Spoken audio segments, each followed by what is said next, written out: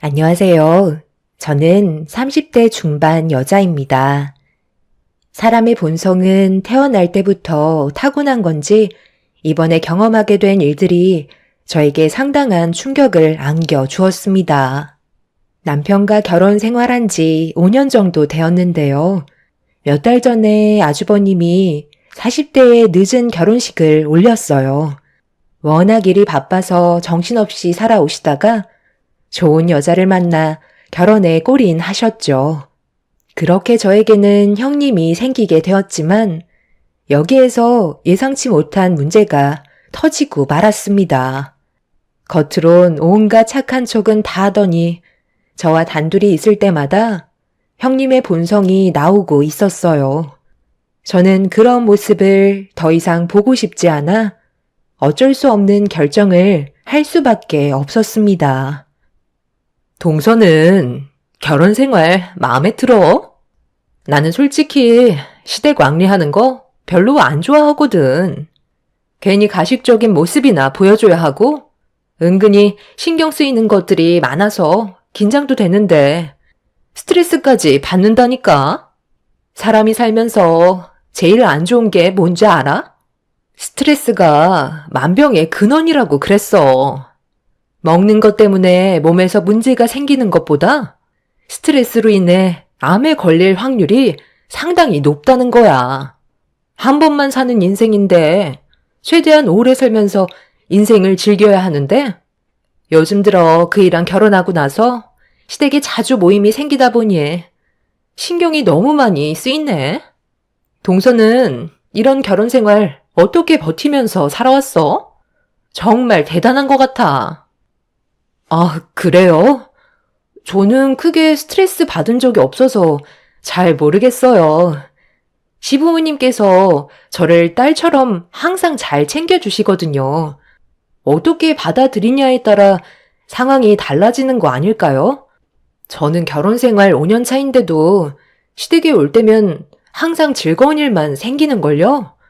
그렇다고 시부모님이 형님한테 못하는 건 아니잖아요. 제가 봤을 때 항상 저보다도 더 형님을 신경 써주시고 여러 가지로 잘 챙겨주시는 걸로 알고 있는데 형님은 아닌 것 같아요.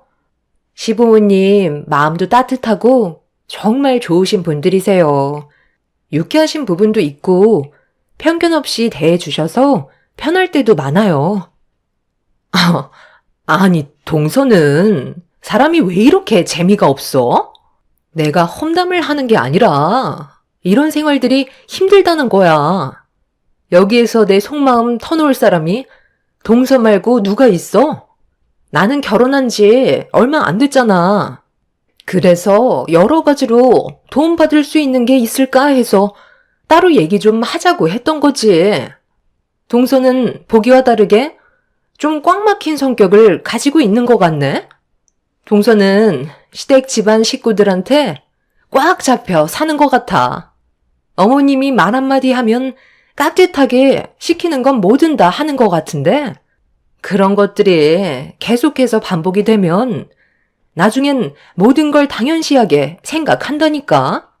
동서가 그런 생활을 계속해서 이어나가는 게 좋지 않다는 거야. 하고 싶은 말들은 확실하게 해야 함부로 대하지 않는 거라고.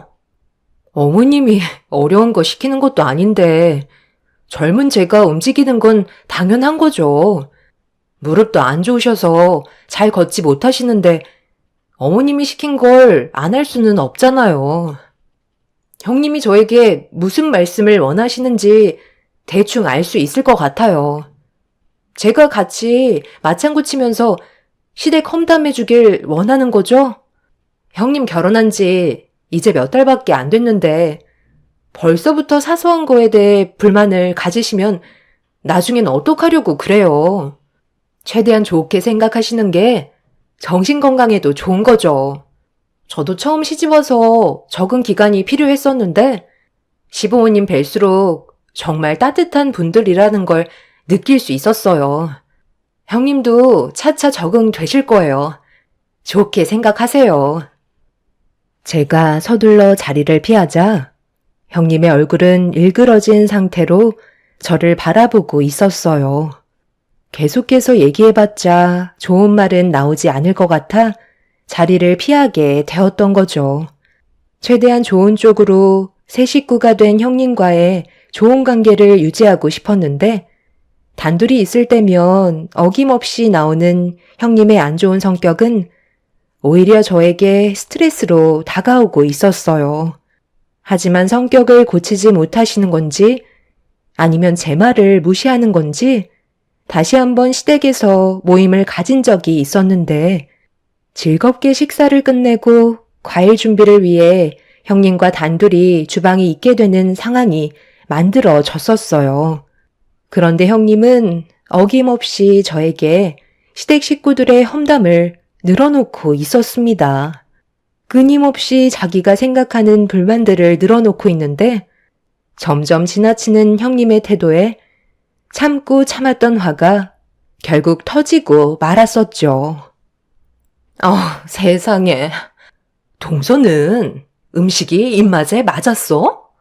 나는 이게 사람이 먹을 음식인가 싶더라고. 내 인생에 제일 최악의 음식이었어. 동서는 정말 대단해. 이런 걸 어떻게 5년이나 참고 살아왔던 거야? 나는 목에 탁 걸려서 넘어가지 않는데 아주 죽는 줄 알았다니까. 동서가 착하고 마음이 넓어서 모든 걸 이해하고 넘어가는 것 같은데 이런 건 확실하게 짚고 넘어가야 된다고. 나는 결혼한 지 몇 달밖에 안 돼서 대놓고 말을 못하지만 동서는 5년이나 됐으니까 이런 건 얘기 좀 할 수 있지 않아? 우리 집에는 식모가 있거든? 오랜 시간 동안 일을 해줘서 우리 입맛에 맞게끔 음식을 해준 덕분에 상당히 퀄리티가 있는데 여기 음식들은 어떻게 된 게 시장에서나 볼 법한 음식들이야. 우리 집안보다 잘 살면서 돈을 아끼시려는 건지 음식이 너무 형편없어서 입맛만 버렸다니까. 오늘은 집에 들어가서 그이한테 한마디 해야 되겠어. 이런 식으로 형편없이 대접받는 거 정말 싫으니까 차라리 나가서 분위기 좋은 곳에서 외식을 하던지 그래야지. 이런 식으로는 도저히 못 살겠다. 어머, 저는 너무 맛있어서 정신없이 먹었는걸요? 형님, 저한테 무슨 대답을 원하세요? 제 입으로 어머님 음식 솜씨가 정말 형편없죠?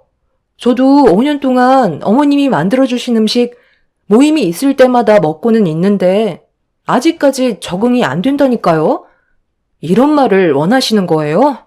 저는 어머님이 해주신 음식이 입맛에 딱 맞고 정말 괜찮은데요? 저희 온다고 새벽같이 일어나셔서 음식 준비해 주신 거 형님도 모르는 건 아니잖아요. 차라리 그냥 형님이 어머님한테 가서 직접적으로 얘기를 하시던가요. 어머, 왜 화를 내고 그래? 나는 그냥 마음에 안 드는 것들 얘기한 것 뿐인데 내가 원래 속으로 담아두는 성격이 아니라서 누군가한테 말을 해야 될 것 같고 여기에서 내 속마음 털어놓을 사람이 동서밖에 없는데 그 정도는 받아줄 수 있는 거 아니야? 이런 말도 못하면서 살 수는 없는 거잖아. 나도 내 감정 표현하는 거라고. 그러니까 저는 그런 안 좋은 말을 들으면 많이 불편해요. 형님은 그냥 제가 편해서 얘기한다지만 저는 어머님 눈치도 보이고 형님 눈치도 보이고 중간에서 정말 가시방석 같다고요. 그날도 어김없이 제가 먼저 자리에서 일어나 과일이 담긴 접시를 가지고 거실로 나갔어요. 형님의 지나친 태도에 감정이 상했던 저는 좋은 말이 나오지 않았고 형님은 먼저 일어난 저를 보며 자기를 이해해주지 못한다고 불만을 털어놓고 있었습니다. 형님과 더 이상 대화를 섞고 싶지 않아 저는 자리로 돌아와 거실 테이블에 과일 접시를 내려놓고 앉았는데 시모가 제 표정을 보셨는지 주방에서 무슨 일이 있었냐고 물어보셨지만 차마 형님과 나눴던 대화에 대해 시모한테 설명해 드릴 필요는 없다고 판단해 별일 없었다며 대충 둘러댔어요. 형님은 저에게 온갖 불평불만을 다 털어놓곤 아무렇지도 않다는 듯 거실로 돌아와 웃으면서 시부모님과 즐겁게 대화를 나누고 있었어요. 그 모습을 지켜보고 있던 저는 가까이 하면 좋은 영향을 받지 않을 것 같은 느낌이 들게 되었고, 그때부터 시댁에 모임이 있을 때면 형님과 단둘이 있게 되는 자리는 최대한 만들지 않고 피하는 게 제일 좋은 방법인 것 같았어요. 제가 그런 모습을 지속적으로 보이자 형님도 어느 정도 눈치를 챘는지 저를 또다시 불러 자기한테 무슨 불만이 있냐며 물어보시길래 진지하게 대화를 이어나갔습니다. 형님은 제 말에 기분이 나빴는지 저에 대한 불만도 늘어놓기 시작하면서 안 좋은 말들이 계속해서 오고 가고 말았습니다. 동서, 요즘 왜 그래? 나한테 불만이라도 있어? 저번에 내가 어머님 험담한 것 때문에 그래? 그 정도는 누구나 할 수 있는 거야. 그것 가지고 이렇게까지 문제 삼으면 서로에 대한 안 좋은 감정만 생기게 될 뿐이라고. 그냥 한 귀로 듣고 흘려버리면 되는 거 아니야? 동서가 그 정도는 해줄 수 있잖아. 제가 불편하다고 하는 건 형님도 좀 자제해 주시면 좋잖아요. 그렇게 되면 저는 또 다른 스트레스가 생기게 되는 거예요. 서로 좋은 말만 해도 시간이 아까운데 굳이 안 좋은 말들을 늘어놓을 필요가 있겠어요? 형님이 자꾸 그런 말 하시면 저조차도 시댁에 오는 게 힘들어져서 그래요. 그래서 차라리 같이 함께 모이는 자리를 피하는 게 좋을 것 같다고 생각해서 형님과의 거리를 둔 것뿐이에요. 제가 직접적으로 이런 문제가 있다고 얘기하는 것보단 피하는 게 상처를 덜 받으실 것 같아 판단한 거니 이해해 주세요. 나 참, 내가 이런 말 안 하려 했는데 동서, 나보다 잘났어? 별로 대단한 것도 없으면서 지금 나를 가르치려 드는 거야? 내가 동서보다 훨씬 많은 것들을 경험했고 지식 또한 상당히 많이 차이 난다고. 대기업도 아니고 일반 중소기업 사무직에서 일하는 동서가 어떻게 이런 집안의 남자를 붙잡았는지 모르겠지만 지금 상당히 안 어울리는 행동인 거 알아? 내가 이 집에 큰 며느리로 들어왔으면 깍듯하게 행동해야지. 아주 나랑 맘먹으려 드네. 한 번만 더 내가 하는 말에 불만을 가지면 앞으로의 결혼 생활 상당히 피곤해질 줄 알아. 보잘것도 없는 집안이 어디서 의사 집안을 가르치려 들어? 의사면 뭐해요? 형님이 하는 행동을 봤을 때 아직 한참 더 배워야 할 것 같아 한마디 했던 것뿐인데 그게 그렇게 기분이 나쁘셨어요? 그럼 형님이 저에게 본이 되는 모습을 보여주셔야 제가 형님 대접을 해드리죠. 아직까지는 그런 마음이 생기지가 않네요. 그리고 남의 집안 함부로 판단하지 마세요. 이 집에 어울리지도 않는데도 내가 대우 좀 해주니까 만만해 보이나 본데 적당히 나불거리는 게 좋을 거야. 내 성격 건들면 동서는 아주 험한 꼴 보게 될 줄 알아. 너희들 지금 뭐 하는 짓이야? 갑자기 왜 싸우고 그래? 요즘 들어 뭔가 느낌이 별로 좋지 않더니만 너희들 나 몰래 서로 계속 이런 감정을 가지고 있었니? 어머님, 동서가 글쎄 자기가 며느리로 먼저 들어왔다고 저를 형님 대우 안 해준다잖아요. 제가 그런 말을 들으면 얼마나 마음이 아픈 줄 아세요?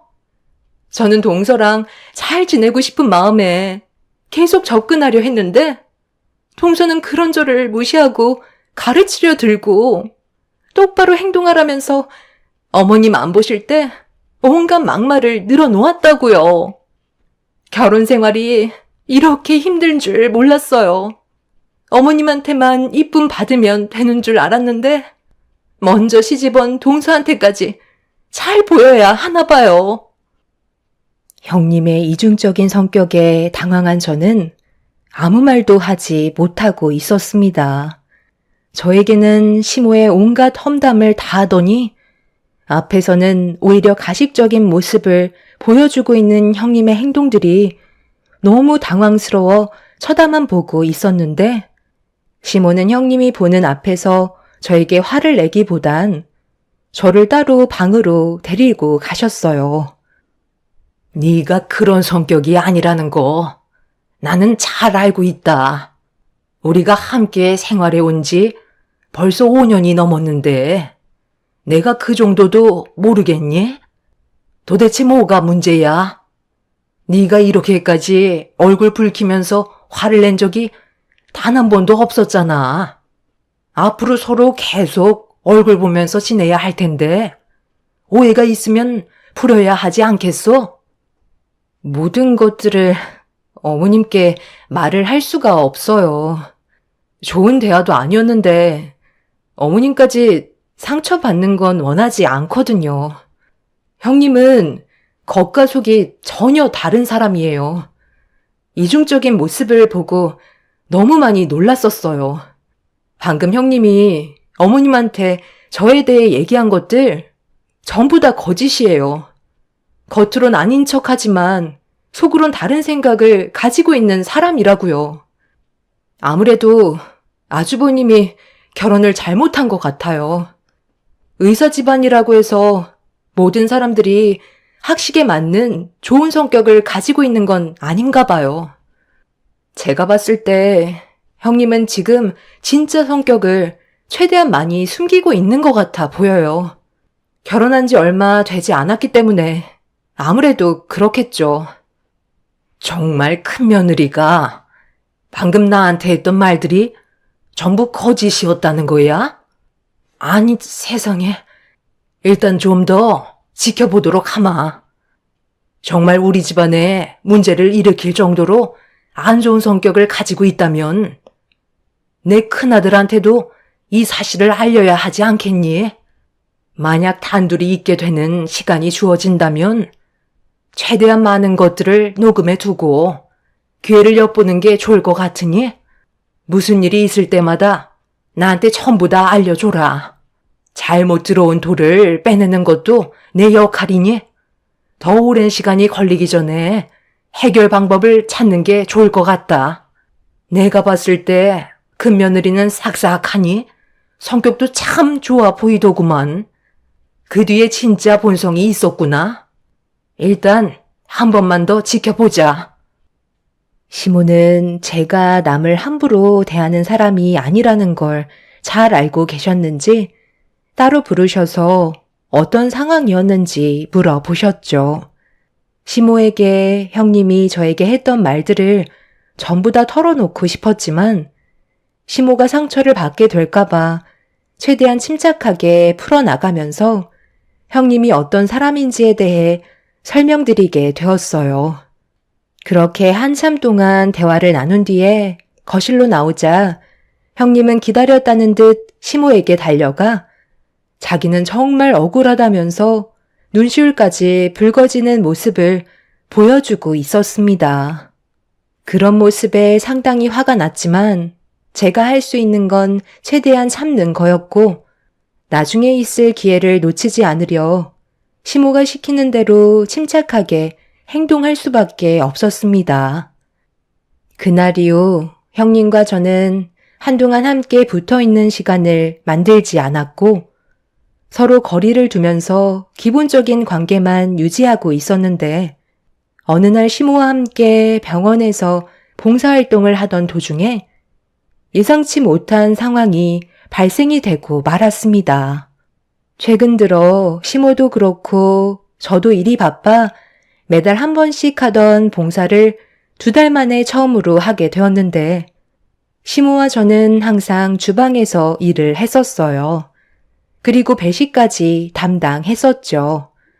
그런데 많은 분들께서 환자를 위해 고생을 하시는 모습을 볼 때면 저도 정말 열심히 살아야겠다는 마음가짐을 하게 될 정도로 병원에서 많은 의료진 분들이 환자를 최선을 다해 돌봐주십니다. 그런데 제 앞에 형님이 떡하니 식판을 내밀면서 저와 눈이 마주쳤고 봉사활동을 하고 있는 모습을 보면서 썩은 미소로 저를 위아래로 훑어보더라고요. 형님은 저에게 할 말이 있다고 배식 끝날 때까지 기다리겠다면서 자리에 앉더니 저를 바라보며 의미심장한 미소를 띠고 있었어요.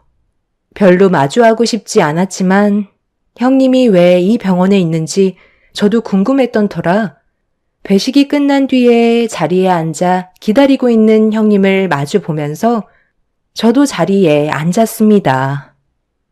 어머, 동서, 여긴 어쩐 일이야? 원래 직업이 이게 아닌 걸로 알고 있는데 설마 아르바이트라도 하는 거야? 하기엔 먹고 살려면 한창 젊을 때 하나라도 더 해야지. 뭔가 오해를 하시는 것 같은데요. 저는 오늘 여기 봉사활동하러 나온 거예요. 원래 매달 한 번씩 오는데 최근에 일이 바빠서 2달 만에 오는 거거든요. 형님은 원래 근무하는 곳이 이 병원이 아닌 걸로 알고 있는데 여긴 무슨 볼일 때문에 오신 거예요? 설마 이쪽으로 근무지를 옮기신 건 아니죠? 왜? 나는 이 병원에서 일을 하면 안 되는 거야? 나 오늘 면접 봤어. 다음 주부터 출근할 것 같아. 여기가 다른 병원보다 규모도 큰 편인데 거기에다가 월급까지 꽤 높은 편이라 암 전문의로서 제대로 대우를 받을 수 있을 것 같았거든. 그런데 동서는 삶이 참 한가로운 것 같아. 봉사활동할 정도로 여유가 있나 봐. 이럴 시간에 돈이라도 한 푼 더 벌어야 하지 않겠어? 요즘 누가 봉사활동해? 정말 쓸데없는 짓만 골라서 하는 동서 인생도 참 안타깝다. 동서는 봉사활동한다고 나온 거지? 그런데 그건 정말 잘못된 생각이야. 주방에서 일을 하고 있는 사람들은 월급 받으면서 일을 하고 있잖아. 그 사람들이 쉬면 되겠어? 놀 시간을 만들어주면 안 된다니까. 돈 주고 고용하는 사람 입장에선 놀고 있는 모습 보면 얼마나 화가 나겠냐고. 그러니 쓸데없이 남들 좋은 일 시키지 말고 차라리 우리 부모님 집에서 일을 하는 게 어때? 최근에 우리 식모가 건강 상태가 안 좋아졌거든. 그래서 그만두겠다고 하는데 너무 화가 나더라고. 지금까지 편하게 먹고 살게 해줬는데 벌 만큼 벌었다고 그만두려고 하길래 내가 한 소리 했거든. 그러니까 나한테 뭐라고 하는지 알아? 자기 좀 살려달래. 아들 결혼하는 건 보고 세상 떠나야 하지 않겠냐면서 갑자기 내 다리를 붙잡더라고. 그래서 무슨 이유 때문인지 물어보니까 뭐라고 하셨는지 알아? 정말 웃긴 게 췌장암 말기라더라. 내가 암 전문의 의사니까 고쳐줄 수 있는 거 아니냐고. 눈물 흘리면서 애원을 하는데 얼마나 꼴사납던지 그 자리에서 그냥 내쳐버렸어. 지금까지 잘 먹고 잘 살게 해줬으면 됐지. 이제는 병까지 고쳐 달랜다. 돈 있냐고 물어보니까 뭐라는 줄 알아? 빚 갚는데 다 써서 췌장암만 고치면 평생 우리 집에서 무상으로 몸 바쳐 일을 하겠다는 거야. 그런데 내가 뭐라고 그랬는 줄 알아? 당장 내 집에서 나가라고 했어. 세상 떠나든지 말든지 알아서 하라고 했지. 의사는 병원에서만 의사지. 집에서까지 의사이고 싶지는 않거든. 살려달라고 오열을 하는데 그 식모가 우리 집에 20년을 있었는데 음식 하나는 정말 잘했지만 병 걸렸으니 뭐 어쩌겠어. 갈 사람은 빨리 가야지. 괜히 명줄 붙잡고 있어봤자 어차피 췌장암은 가망이 없는 병이라 굳이 힘을 뺄 필요가 없어. 그래서 나는 웬만하면 췌장암으로 오는 환자는 그냥 포기하라고 그래. 인생 몇 년 더 살려고 발버둥 쳐봤자 돈이 더 많이 나가니까 그 돈 아껴서 가족들한테 보탬이 되는 게 좋을 것 같다고 하거든. 이참에 동서 우리 부모님 집에서 식모살이 어때? 월급 300 줄게. 이 정도면 정말 괜찮은 조건 아니야? 이 말 하려고 부른 거야. 의사라는 사람이 병을 앓고 있는 환자에게 절망을 안겨주는 말들과 행동을 거침없이 했다는 거에 너무 화가 났었어요. 저는 더 이상 형님의 말을 듣고 싶지 않았고 이런 사람과 한 식구가 된다는 거에 온몸에 소름이 돋았습니다. 저는 그 자리에서 저희 아빠한테 전화를 걸었어요. 그리고 형님이 보는 앞에서 아빠에게 채용 명단에 있는 형님의 이름인 강명희 명단을 빼라고 부탁을 하게 되었습니다.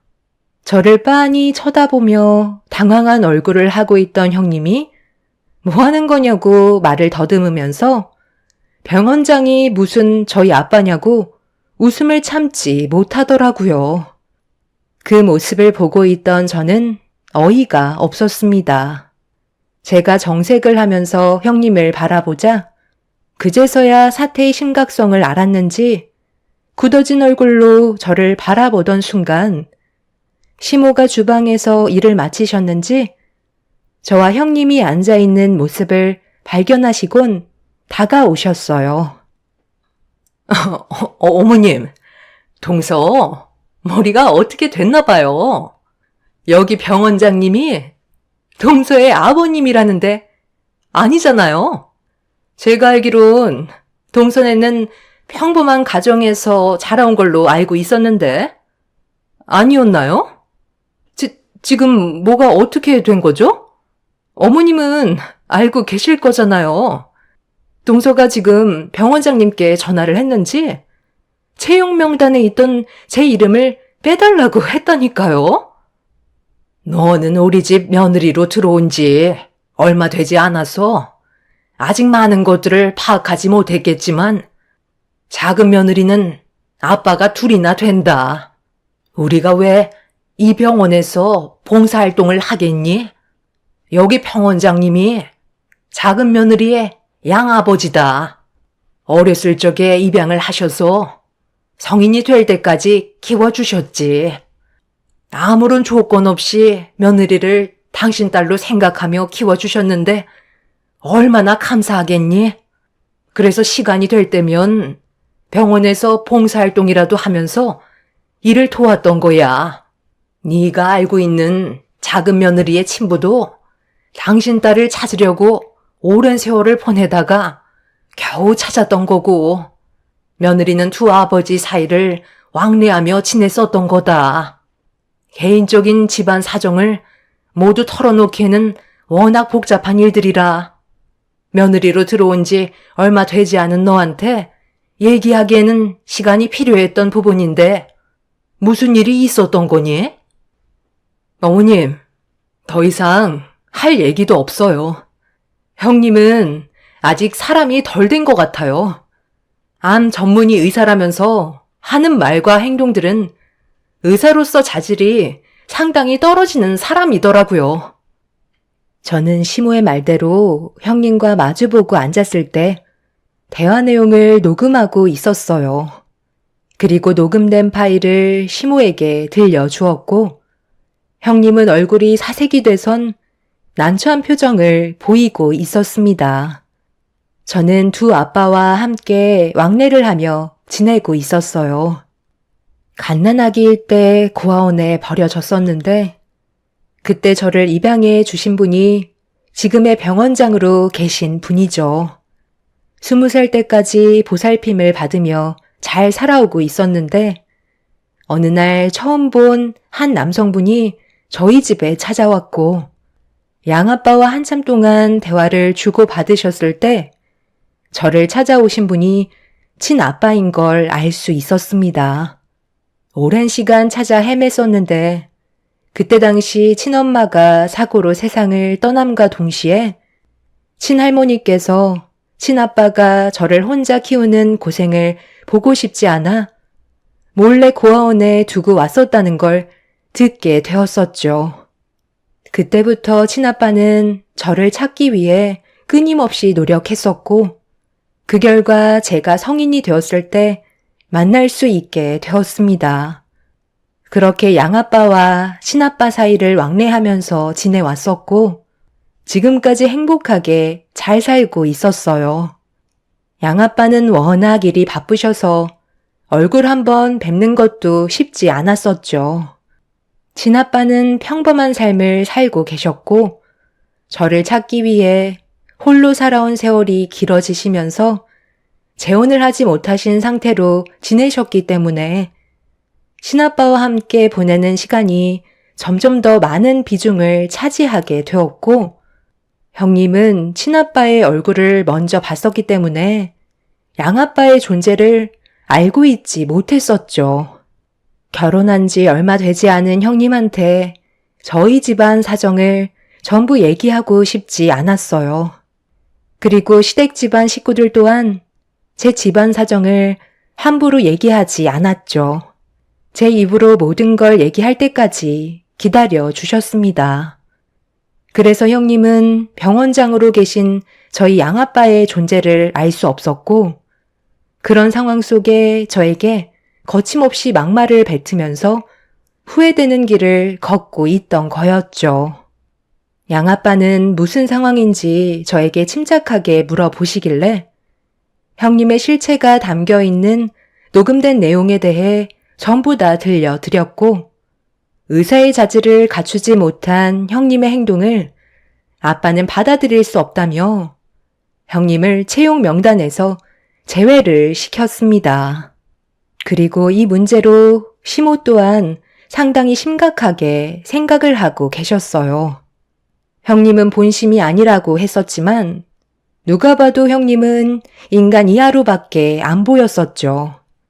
심각해진 분위기 속에서 시댁의 온 가족이 한자리에 모였었는데 제일 늦게 도착한 아주버님이 갑자기 형님의 뺨에 손을 올려 붙이면서 핸드폰을 꺼내 들었고 잠시 뒤 형님이 누군가와 통화하는 목소리가 거실에 울려 퍼지고 있었습니다.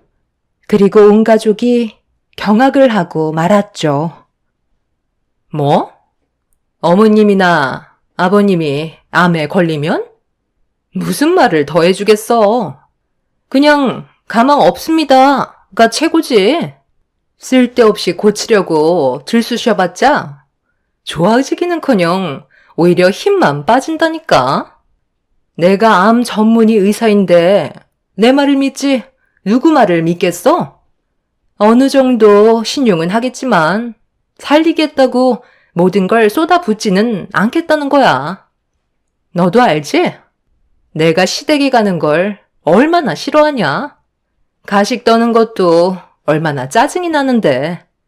그이랑 결혼했으면 단둘이 살면 되는 거지. 왜 이렇게 바쁜 사람 불러서 쓸데없이 저녁을 먹는 건지 모르겠어. 음식이 맛이라도 좋으면 몰라. 내 인생에 최악의 음식이라니까. 오바이트 쏠리는데 이런 음식을 여태껏까지 먹고 살았다는 게 너무 끔찍해. 두 분 다 건강해 보여서 암은 절대 안 걸릴 것 같아. 만약에 안 걸리면 손을 쓰는 척 하면서 최대한 빨리 떠날 수 있도록 해주는 게 내가 편해지는 길일 것 같아. 사람 인생 별거 없어. 나이 먹고 세상 떠나던가 병 걸려 세상 떠나던가 둘 중 하나야. 나는 아버님이랑 어머님이 사고로 세상 떠나셨으면 좋겠는데? 그런 일은 언제 오나 몰라. 속 편하게 살고 싶다. 그게 내가 바라는 거야. 너는 결혼하지 마. 생각보다 피곤한 일들이 더 많아지는 것 같아. 시간을 다시 돌린다면 나는 그냥 솔로로 사는 걸 선택하겠어. 그게 지금 내가 바라는 거다. 상상으로만 꿈꿔왔던 결혼 생활과는 완전히 다르다니까. 정말 지긋지긋해 죽겠다. 형님이 아침에 베란다에서 커피 한잔하며 지인분과 나눴던 통화 내용을 아주버님이 듣게 되었고 너무 충격적이라 떨리는 손으로 녹음을 했지만 현실을 받아들이기가 너무 힘이 들었던 아주버님은 혼란스러웠고 시간이 필요해 아무것도 못하고 있었어요. 그런데 병원에서 형님의 행동에 문제가 있었다는 걸 알게 되는 순간 아주버님은 형님과 이혼을 결심하셨는지 녹음된 내용을 들려주면서 형님과의 이혼을 준비하게 되었어요. 한 사람이 잘못 들어와 집안을 흐트려 놓았지만 아주버님의 선택으로 형님과의 인연을 끊어버렸고 두 분이 이혼을 하면서 저희 집에는 다시 평화가 찾아오게 되었습니다. 형님은 이혼하는 동안에 진짜 성격이 나오게 되면서 막말을 퍼부었지만 저희 가족은 조금도 동요하지 않았어요. 쓰레기를 상대할 가치가 없기 때문이죠. 저희가 이런 사실을 묵인하고 지내왔었다면 형님은 저희 집안을 무너뜨렸을 테고 온 가족이 상처로만 남아 있었겠지만 가족 모두가 빠른 판단으로 움직였기 때문에 큰 문제 없이 해결할 수 있었습니다. 최근에 소문으론 해외여행을 다녀온 후로 전염병에 걸려 현재 중증으로 입원 중이라곤 하는데 생명이 위태로운지는 확인을 해볼 수가 없어 여기까지만 알고 있습니다. 본인은 살고 싶은지 입원해서 치료를 받고 있는 모습이 참 어이가 없네요. 그 사람의 생사는 조만간 또다시 소식을 들을 수 있겠죠. 앞으로 저희 가족이 언제나 행복한 길만 걸었으면 좋겠습니다. 여러분들께서도 좋은 일만 가득하시길 바랄게요. 감사합니다. 안녕하세요. 저는 40대 여성이에요. 남편과 열렬한 연애 끝에 결혼을 했어요. 한부모 가정으로 자란 저와는 다르게 남편은 화목한 가정에서 자랐더라고요. 그 모습에 반해 적극적으로 결혼을 하게 되었죠. 제 자식에게만큼은 화목한 가정을 가진 아빠를 만들어주고 싶다는 마음이 가장 컸었거든요. 아무래도 엄마랑 단둘이 살았던 저는 남편을 볼 때 가장 중요한 건 그 가정의 모습을 가장 많이 봤던 것 같아요. 다행히도 결혼할 때는 아무런 문제가 되지 않았어요. 오히려 좋은 마음이 컸었죠. 아유, 우리 아들이 어떤 여자를 데리고 오나 봤더니 정말 내 마음에 쏙 드는 며느리감을 데려왔네. 이쁘기도 해라. 감사합니다. 어머님이 좋게 봐주셔서 그런 거죠. 성재 씨 멋지게 키워주셔서 감사해요. 제가 더 잘하도록 노력할게요. 아유 참 말도 예쁘게 한다. 아주 우리 집에 딱인 며느리야. 우리 성재랑도 뭐든 다 잘 어울리고 우리 잘 살아보자. 시어머니는 결혼 전에 절 아주 예뻐하셨어요. 그리고 막상 결혼을 하고 보니까 시어머니는 결혼 전과 완전 반대가 되었죠. 시어머니는 보통 분이 아니었어요. 제가 호통마녀라고 별명을 지을 만큼 늘 버럭버럭 소리를 질러 대시더라고요. 깜짝 놀랐죠. 그리고 요구하는 건 왜 이렇게 많으신지. 일을 다니고 있는 저로서는 조금 부담스럽더라고요. 처음 결혼을 시작할 때 좋은 고부 사이와는 다르게 점점 어머니와는 삐거덕거리기 시작했어요. 저 역시도 어머님이 이해가 가지 않았거든요. 넌 결혼한 지 얼마나 됐는데 이제서야 시댁에 들리는 거야? 너희 엄마가 널 그렇게 가르치니? 응? 말해봐. 네? 그동안 일이 좀 바빴어요. 신혼여행 다녀오고 들었으니까 한 2주 만이겠네요. 제가 일을 안 하는 사람도 아니고 늘 야근에 외근에 바쁘긴 하거든요. 성재 씨도 그동안 바빠서 출퇴근하는 것도 잘 못 봤고요. 자주 올게요, 어머니. 아들 뺏긴 것도 아니고 내가 싹싹해서 마음에 들었는데 막상 결혼시키고 보니까 그것도 아니잖아. 너 나 속인 거니?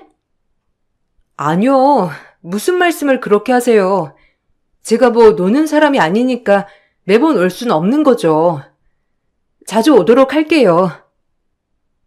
결혼을 하고 보니 시어머니는 절 별로 좋아하지 않더라고요. 그저 어머니에게 전 아들을 뺏은 여자 그 이하도 아닌 것 같았어요. 생각보다 결혼한 후 바로 드러났습니다. 친정 엄마가 사업을 하셨기 때문에 엄마와 단둘이 살았어도 굉장히 부유하게 살았어요. 아쉬움이 없었죠. 제가 한부모 가정에 자랐어도 어머님이 결혼을 허락한 이유가 이 부분 때문이었어요. 물려받을 재산이 있으니까요. 그렇게 생각하지 않으려고 해도 어머니는 늘 저만 보면 돈돈돈 노래를 부르셨습니다. 처음엔 괜찮았지만 마음이 불편해지더라고요. 정말 돈 때문에 결혼을 찬성했나 싶을 정도로 어머님은 노골적으로 저에게 바라는 것들을 하나둘 나열하기 시작하더라고요. 성재, 자리 좀 만들어줘라. 너희 엄마 회사에 그 정도는 할 수 있잖아. 딸 너 하나밖에 없는데 어차피 사이한테 맡기면 좀 좋아. 아직 엄마도 정정하시고 그렇게 자리 막 내주시는 분 아니세요. 성재 씨도 지금 하고자 하는 일도 잘하고 있고요. 나중에 성재 씨가 원한다고 하면 그때 생각해 볼게요. 그리고 엄마 회사에 제 지분 하나도 없으니 어머님 그렇게 생각하지 마세요. 아니 뭐야? 어차피 너네 엄마께 다 네 거 아니니? 너네 엄마가 딸이 너 말고 또 누가 있어? 안 그래? 네가 이 집에 시집와서 한 게 뭐가 있어? 아빠 없는 애 성재가 좋다고 해서 받아줬더니만 또박또박 말대답이나 하고 아이고 내 발등을 찍었지 진짜. 저도 마찬가지예요. 성재 씨 선택할 때 딱 가정 하나 봤어요. 어머님이 아시다시피 전 아빠가 없으니까 가장 화목한 가정에서 자란 남자랑 결혼하고 싶었거든요. 그런데 결혼하고 보니 어머님 참 제가 생각한 거랑 다른 것 같네요. 저도 후회스러워요. 후회하면 뭐? 지금이라도 이혼하겠다는 거야? 나는 그렇게 들린다? 참나. 아주 세상이 변해도 단단히 변했어. 어디 며느리가 또박또박 시애미를 가르치려 들어? 에휴, 이래서 정상적인 가정에서 보고 자란 애 들였어야 한다니까. 제가 이렇게 말을 하자 어머님은 기가 차다는 듯 절 노려보았어요. 그 정도로 제가 시어머니를 잘못 봤던 것이었죠. 하지만 남편과는 정말 트러블이 하나도 없었어요. 남편은 늘 저의 편이 되어주었고 항상 어머니와 저 사이에서 저의 기분을 많이 풀어주도록 노력을 하는 남자였거든요. 시어머니 때문에 기분이 나쁠 때도 남편 때문에 버틸 수 있는 나날들이었습니다. 연애 때와 마찬가지로 그래서 제가 좋은 가정에서 자랐다고 생각한 부분이었으니까요. 가끔 어떻게 저런 어머니에게서 이런 아들이 나올 수가 있지? 라고 생각을 할 때가 많았습니다. 남편은 조용조용 내성적이라면 어머님은 항상 호통치시고 화를 먼저 내셨거든요. 제가 이런 부류의 사람을 좋아하지 않다 보니 어머니와는 계속적인 트러블이 생길 수밖에 없는 구조였습니다. 참 속상했죠. 어머님은 내가 마음에 안 드시나 봐. 아빠 없다는 소리도 그냥 막 하시고, 당신 우리 엄마 회사 자리에 알아봐 달라고 하시고, 자기도 혹시 엄마 회사에 관심 있어? 자기가 졸업한 분야랑은 전혀 다른 분야잖아. 당신이 말해봐. 솔직하게 말이야. 미안해. 엄마가 원래 좀 그러셔. 아들이 하나잖아. 나한테 기대가 크시기도 하고, 그냥 뭐든 내가 잘 됐으면 좋겠으니까 늘 그냥 그렇게 생각하시는 거지. 엄마도 힘들게 살아오셨어, 어렵게. 그러니까 네가 좀만 이해해주면 안 될까? 나도 엄마가 이해 안 될 때가 많긴 해. 그래도 자기가 좀만 이해해줘. 자기랑 살아온 환경이 다르신 분이니까. 그래도 난 자기 편이지만. 나도 잘해야지. 그러면서도 막상 어머님이 저렇게 호통치실 때마다 욱하게 되네. 자기도 신경 쓰이겠다. 그리고 내가 뭐 다 알지 못하지만 자기도 힘들었을 것 같아. 어떻게 자긴 그렇게 내성적이면서 어머님은 저렇게 욱하시지? 싶기도 하고. 그런 점이 싫어서 오히려 안 그러는 것 같아. 어려서부터 아빠랑 엄마 많이 싸우셨거든. 그걸 보고 자라서 오히려 더 안 그러지. 오히려 학창시절 부모님의 불화를 겪고 본인은 절대 안 그래야겠다고 다짐을 하며 자아를 형성했다고 했어요. 그 말도 참 와닿더라고요. 지금이야 부모님이 나이가 드셨으니 덜 싸운다고 하지만 젊었을 때 어머님 성격은 더 하셨을 것 같았거든요. 남편이 본인의 어머니를 이해해달라는 말에 이해를 하기로 마음을 먹었죠. 하지만 늘 마음처럼 되지 않는 게 문제였지만요. 어머님은 욕심이 많은 분이었어요. 저희 집과 달리 평범했던 남편네 집이었기 때문에 늘 저에게 요구하는 게 많았어요. 남들이 들으면 놀랄 정도로 자질구레한 것들까지도 요구하셨죠. 올 때 음식물 쓰레기 봉투 좀 사와라, 슬리퍼 좀 사와라 등등 말이에요. 우리 집 올 때는 그 애플망고 좀 사와라. 비싸서 사 먹기 엄두가 안 나. 멜론, 키위 이런 거 사오지 말고 애플망고 그런 거 사와. 애플망고가 드시고 싶으세요? 다음번에 올 때 사올게요. 그리고 또 드시고 싶은 건 없으세요? 아버님은요? 대충 맛있는 것 좀 사와. 매번 먹는 거 말고, 알겠지? 네가 사올 때 먹지. 언제 우리가 이런 거 먹겠니? 네 시아버지도 좋아할 거다. 네, 사다 드릴게요. 저 이번 주에 들릴 거니까 그 전에 또 드시고 싶은 거 있으시면 한 번 더 문자 주세요. 사갈게요. 다른 집 며느리들은 철되면 보양식에 꽃가옷에 번쩍번쩍하게 해준다는데 너는 꼭 네 입으로 말을 해야 하니? 아이고.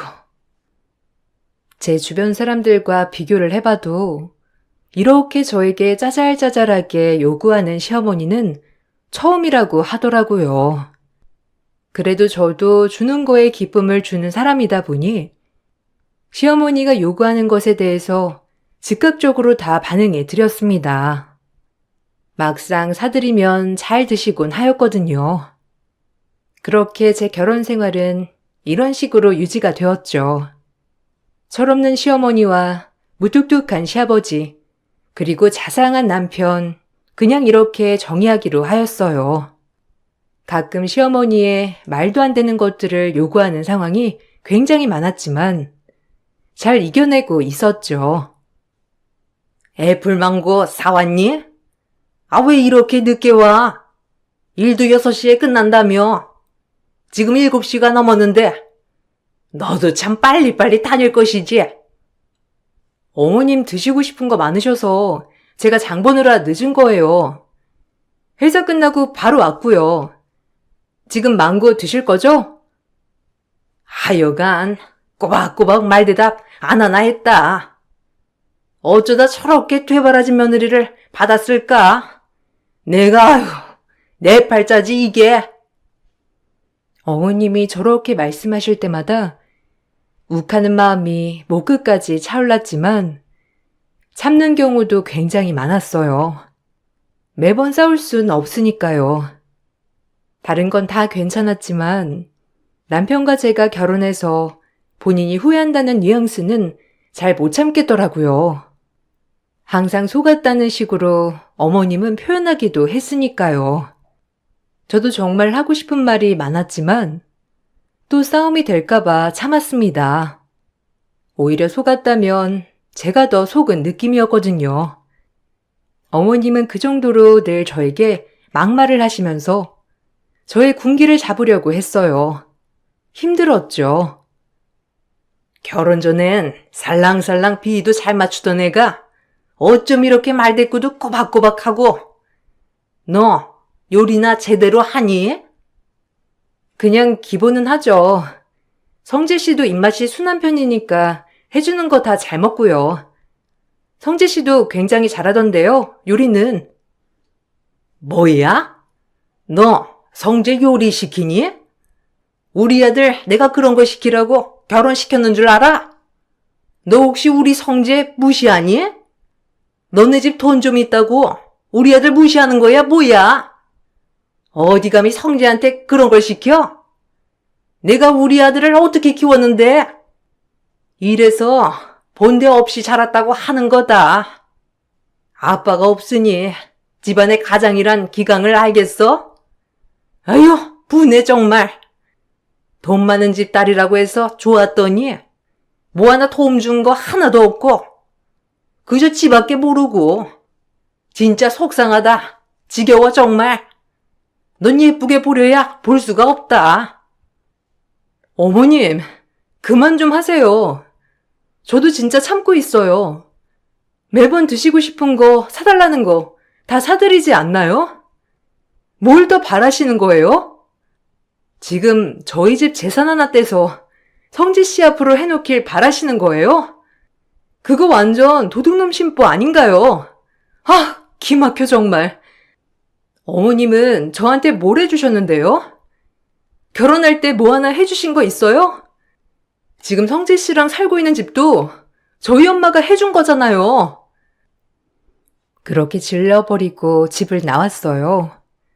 어찌나 눈물이 나던지 그냥 쌓였던 게 그날 정말 폭발해버린 하루였죠. 그러고는 다신 보기 싫더라고요. 시어머니는 저에게 계속 전화를 하시고 문자로는 쌍욕을 하시더라고요. 그냥 정말 무식한 사람이었죠. 전 이 상황을 도저히 용납할 수 없어서 그 길로 남편에게 가서 모든 이야기를 했습니다. 남편도 화가 엄청 났고요. 어머님, 진짜 너무하셔. 나 이제 어머니 안 볼 거야. 어떻게 나만 보면 돈, 돈, 돈. 자기랑 나랑 결혼한 지 1년이 됐어? 2년이 됐어? 진짜 날 며느리로 맞이한 이유가 뭐냐고 도대체. 자기 의사도 있는 거야? 아님 어머님 혼자 그러는 거야? 아, 미안해 진짜. 엄마가 원래 욕심이 좀 많아서 아니 내가 그렇게 알아듣게 얘기를 했는데도 그러네. 나 이제 어머님 못 봐. 맨날 뭐 사와라 뭐 사와라. 한 번은 화장실 실내화를 사오래. 아니 진짜 내가 자기 어머니 뒤치다꺼리 하려고 결혼한 거 아니잖아. 안 그래? 자기가 뭐라고 하든 나 정말 보기 싫어. 내 마음 알아줬으면 좋겠어. 이해하지 나도. 우리 엄마 성질 이해 못하는 것도 아니고 다 이해해. 내가 엄마한테 따끔히 한마디 할게. 미안하다. 아니, 따끔히 한마디 해도 또 나만 잡으실걸? 정말 결혼 전이랑 어떻게 이렇게 딴판이실 수가 있어? 아, 진짜 어이없다. 당신 선택한 이유 중에 가장 큰 이유가 당신 가정이라고 했잖아. 이건 내가 생각했던 거랑은 완전히 달라. 알아? 속은 기분이야. 미안해, 정말. 내가 알아서 해결할게. 그만 속상해해. 자기가 그렇게 우니까 내가 마음이 아프잖아, 어? 남편은 최대한 저의 마음을 풀어주도록 노력을 했고, 저 역시도 마음을 풀려고 노력했습니다. 하지만 좀처럼 마음이 쉽게 풀어지지 않더라고요. 단 한 번도 제가 모난 삶을 살았다고 생각하지 않지만, 제 자신이 점점 모나지는 기분을 느꼈죠. 성격이 좀 이상해져 가고 있다고 생각했어요. 저 역시도 시어머니처럼 버럭버럭 화를 내게 되는 성격으로 바뀌는 기분이었죠. 그렇게 전 몸도 마음도 병들어가고 있었습니다. 이런 불편한 마음을 계속 가지며 지낼 때 어느 날 소화가 너무 안 되더라고요. 자기, 왜 그래? 요새 먹는 것도 부실하고, 어디가 안 좋은 거야? 낯빛도 별로 안 좋은 것 같아. 병원 가봐야 하는 거 아니야? 아, 그러게. 요새 진짜 소화가 너무 안 되네. 병원이라도 가봐야겠어. 내일 연차 하나 써야지. 그냥 단순 체한 건가? 그래, 작은 거라도 빨리 병원 가서 치료하는 게 낫지. 좀 오래 가는 것 같네. 내가 내일 같이 가줄까? 나도 연차 쓰면 되는데. 아니야. 그냥 간단히 검진받는 건데 내가 내일 결과 듣고 바로 알려줄게. 너무 걱정하지 마. 별일이야 있겠어? 그렇게 단순히 소화가 되지 않아 했던 검사. 작은 병원에선 저보고 큰 병원을 가보라고 하더라고요. 그때부터 덜컥 겁이 나기 시작했죠. 단순 위염 아니면 체했다고 생각한 것이 이렇게 크게 병이 났나 싶기도 하면서 무서웠어요. 아직 병명을 들은 건 아니지만 눈물부터 나왔습니다. 내가 왜 이런 시련을 겪어야 할까라는 생각도 들면서요. 그렇게 의사가 써준 소견서를 가지고 대학병원으로 전원을 하게 되었고, 전 모든 검사를 통해 청천벽력 같은 이야기를 들었어요. 참 암담하더라고요. 위암 1기입니다. 그래도 아직까지 1기라서 복강경 시술이나 내시경 쪽으로 수술이 가능하겠네요. 뭐 안타깝지만 그래도 2, 3기가 아닌 거에 안도를 하셔도 될 것 같아요. 스트레스가 많으셨나 봐요. 식사 조절도 이제 하셔야 할 것 같고요. 네? 암이라고요? 아니, 아무 이상도 없었고, 지난번에 건강검진에서도 아무 이상이 없었는데, 암에 걸릴 수가 있나요? 원래 암이란 그런 것이죠. 하루빨리 수술 날짜 잡으시죠. 방치하면 2, 3기 되는 건 금방입니다. 최대한 빠른 날짜로 잡아드릴게요. 철옹성 같은 의사의 말에 마음이 아팠습니다. 참 별의별 생각이 다 들더라고요. 결혼하고 스트레스로 계속 쌓였던 것이 암이 된 것 같았어요. 누구를 원망하기보다 정말 제 자신이 불쌍했죠. 그래도 항암 치료까지는 안 해도 된다는 의사 선생님의 말에 하루라도 빨리 수술 날짜를 잡게 되었어요. 가장 빠른 날짜가 명절 전이더라고요. 전 그날로 날짜를 잡고 남편에게 얘기를 했습니다. 나 위암이래, 1기. 수술하면 그래도 괜찮은가 봐. 아직 2기는 아니어서 하루라도 빨리 수술해야 한다고 하더라. 남의 얘긴 줄만 알았는데 내 얘기였어. 나 어떡해? 너무 무서워. 아무리 다른 위암보다야 생존 확률도 높다고 하지만 내가 암에 걸릴 줄 몰랐어, 정말. 나 어떡해, 자기야. 나 진짜 이렇게 무서운 적 살면서 처음이야. 너무 무서워. 뭐? 암이라고? 어떡해. 미안하다. 우리 집 일로 네가 스트레스 많이 받았는데 네 병이 우리 때문인 것 같아. 내가 더 미안해. 수술은 잘 될 거야. 의사 선생님이 그래도 괜찮다고 했으니까 자기야, 희망을 가져보자. 내가 옆에 있어 줄게. 남편도 애써 눈물을 참으며 저에게 희망을 주더라고요. 전 그렇게 수술을 진행하게 되었어요. 명절이 껴있었지만 차마 명절을 챙길 수조차 없었습니다. 결혼 후 첫 명절이라 명절 전부터 시어머니는 명절장을 봐오라며 문자로 사야 할 것을 남겨주었지만 차마 할 수 없었죠. 어머님께 간단하게 몸이 안 좋다고만 설명을 드리고 제가 명절에 가지 못한다고 말을 했어요. 첫 명절이라 저도 할 도리는 다 하고 싶었는데 어머니, 제가 몸이 좀 많이 안 좋대요. 그래서 그땐 병원에 입원해야 할 것 같아요. 죄송합니다. 명절 장은 못 볼 것 같아요. 다음 명절에 잘 챙길게요. 이번엔 그냥 넘어가 주세요. 뭐야? 아니, 시집온 며느리가 명절을 안 챙긴다는 게 말이 돼? 어디가 얼마나 아프면 명절에 못 온다는 거야? 말이 되니? 아니, 너 우리 집 무시해? 우리 집 못 산다고 무시하는 거냐고? 그렇지 않고서야 어디 며느리가 감히 못 온다고 해? 심각하게 아프니까 그렇죠. 그만하세요. 저 진짜 화나기 전에. 며느리 없을 땐 엄마가 다 알아서 하셨으면서 왜 사사건건 음미만 물고 늘어지는 거예요? 엄마 진짜 저 그러면 안 참아요.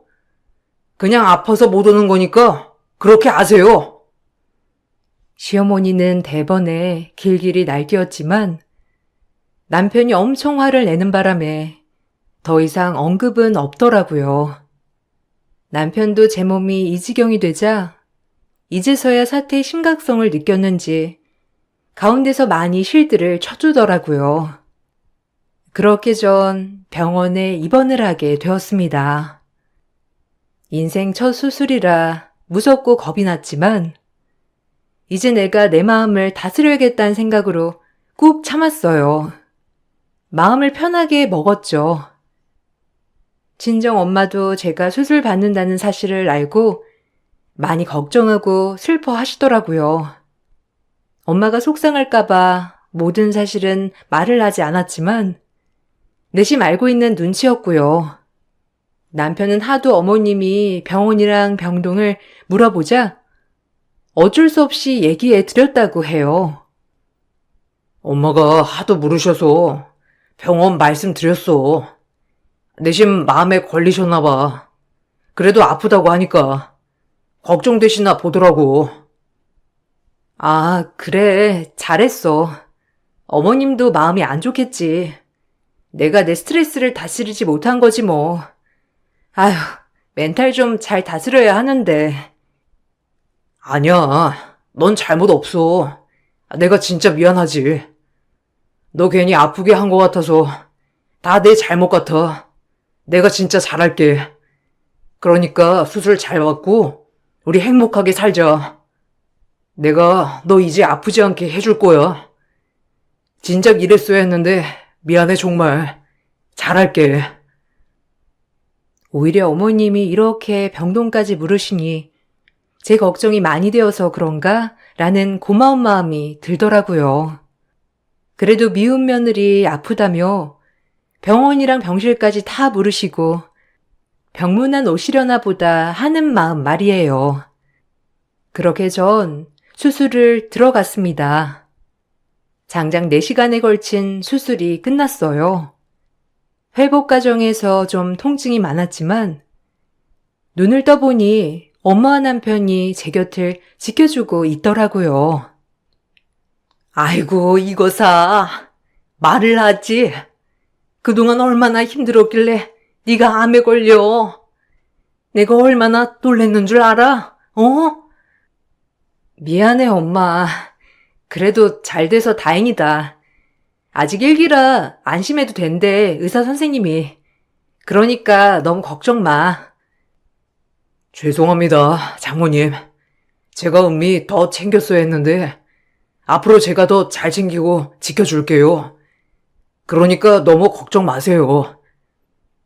엄마는 제가 수술 후 깨어난 모습을 보고 펑펑 우시더라고요. 그리고 드르륵 병실 문이 열렸고 시어머니가 들어오셨어요. 사실 일어나서 맞이할 힘도 없어서 말로써 어머님께 와주셔서 감사하다고 말할 찰나 시어머니는 저에게 시금치를 던지며 막말을 쏟더라고요. 순간 어안이 벙벙했고 갓 수술을 마치고 나온 저에게 시금치 귀싸대기는 정말 충격적이었습니다. 그깟 한 병에 엄살 떠느라 명절장도 못 본다는 거야? 내가 다 알아봤어. 아니 이거 수술만 하면 그냥 다 괜찮아지는 거더만. 뭘 그렇게 죽을 병 걸렸다고 이렇게 알아 누워 있어? 우리 장손 명절에도 못 오게 말이야. 아주 잘났다 네 팔자. 지금 뭐 하는 거예요? 당신 미쳤어? 어때 대고 내 딸한테 시금치를 던져? 이러니까 우리 딸이 중병에 걸리지. 엄마, 이게 뭐 하는 짓이에요? 이제 막 수술 마치고 나온 사람한테 진짜 무식하게 빨리 안 떨어져요? 엄마는 시어머니의 그런 행동을 보시고 머리채를 휘어잡고 난리가 났었죠. 아마 시어머니의 이런 모습을 처음 보시는 친정엄마는 정말 놀라셨더라고요. 친정엄마가 시어머니의 머리채를 잡고 안아주고 있을 때 또 병실 문이 열리더니 저희 회사의 엄마 오른팔인 아저씨가 해외 출장을 마치고 부랴부랴 저희 병문 안을 왔더라고요. 지금 이 상황을 보고 소리를 버럭 질렀죠. 고양수원, 감히 여기가 어디라고? 여기서 다 만나네. 네가 감히 며느리를 얻을 자격이 있다고 생각해? 역시 사람은 고쳐 쓰는 게 아니라더니 넌 정말 글러먹은 인간이구나. 어떻게 여기서 다 만나다니? 왜? 죄 짓고는 못 살겠지? 아니, 당신이 여긴 어떻게? 왜 여기에? 이게 어떻게 된 거야? 그럴 리가 없잖아. 당신이랑 우리 며느리랑 아는 사이야? 그러기에 참 원수는 외나무 다리에서 만난다지. 이렇게 만날 줄은 몰랐네. 우리 회사 사장님 사이가 내 아들이었다니. 회장님, 제 친아들 녀석입니다. 제가 이혼했다고 했던 전처는 여기 이 여자고요. 제 인생을 망친 여자, 모든 걸 빼앗아간 여자요. 남편은 간부급 아저씨의 얘기를 듣고 얼굴을 보더니 오열을 하더라고요. 알고 보니 그 아저씨는 남편의 친아버지였습니다. 즉 제 시부였죠. 지금의 시아버지는 어머님이 재혼을 하신 상대였고요. 아저씨가 살기 어려웠던 시절 시어머니는 그걸 못 참고 지금의 시아버지와 바람이 났다고 해요. 그리고 어린 남편을 데리고 재가를 했죠.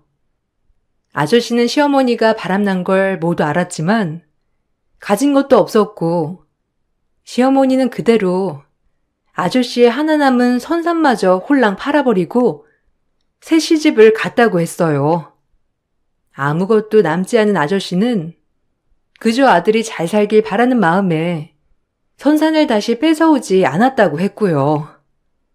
그땐 멘탈이 깨져 아무것도 할 수 없었다고 했죠. 뒤늦게 아들을 찾으려고 보니 아들이 새아버지와 손을 잡고 걸어가는 모습을 보고 나서지 못했다고 했습니다. 평생 아들만 그리워하며 지금까지 버티고 버티신 거죠. 그리고 지금까지 혼자의 몸으로 저희 엄마를 도와 여기까지 올라올 수 있었던 거예요. 어렸을 때 저도 잘 따랐던 아저씨기도 했지만 해외 출장으로 장기간 못 본 것이었죠. 정말 놀라웠어요. 어떻게 이런 운명이 있는지 아저씨는 제 남편을 보고 와라 껴안더라고요. 시어머니는 당황해서 아무 말도 못하더라고요. 미안하다, 성재야. 그때 널 보내는 게 아니었는데, 네 엄마 어떤 사람인지 뻔히 알면서도 그땐 내가 돈이 참 없었어. 아버지, 그리웠어요. 평생 다시 못 볼 줄 알았고, 제 마음속엔 영원히 묻었다고 했는데, 이렇게 얼굴을 보니 알아보겠네요. 어릴 때 그 모습 그대로예요. 감사합니다. 그래도 이렇게 훌륭하게 살아주셔서 지금 제가 아버지 나이가 되어보니 알 것 같아요. 고생하시면서 얼마나 힘드셨을지. 못 사는 건 죄가 아닌데 참 죄송합니다.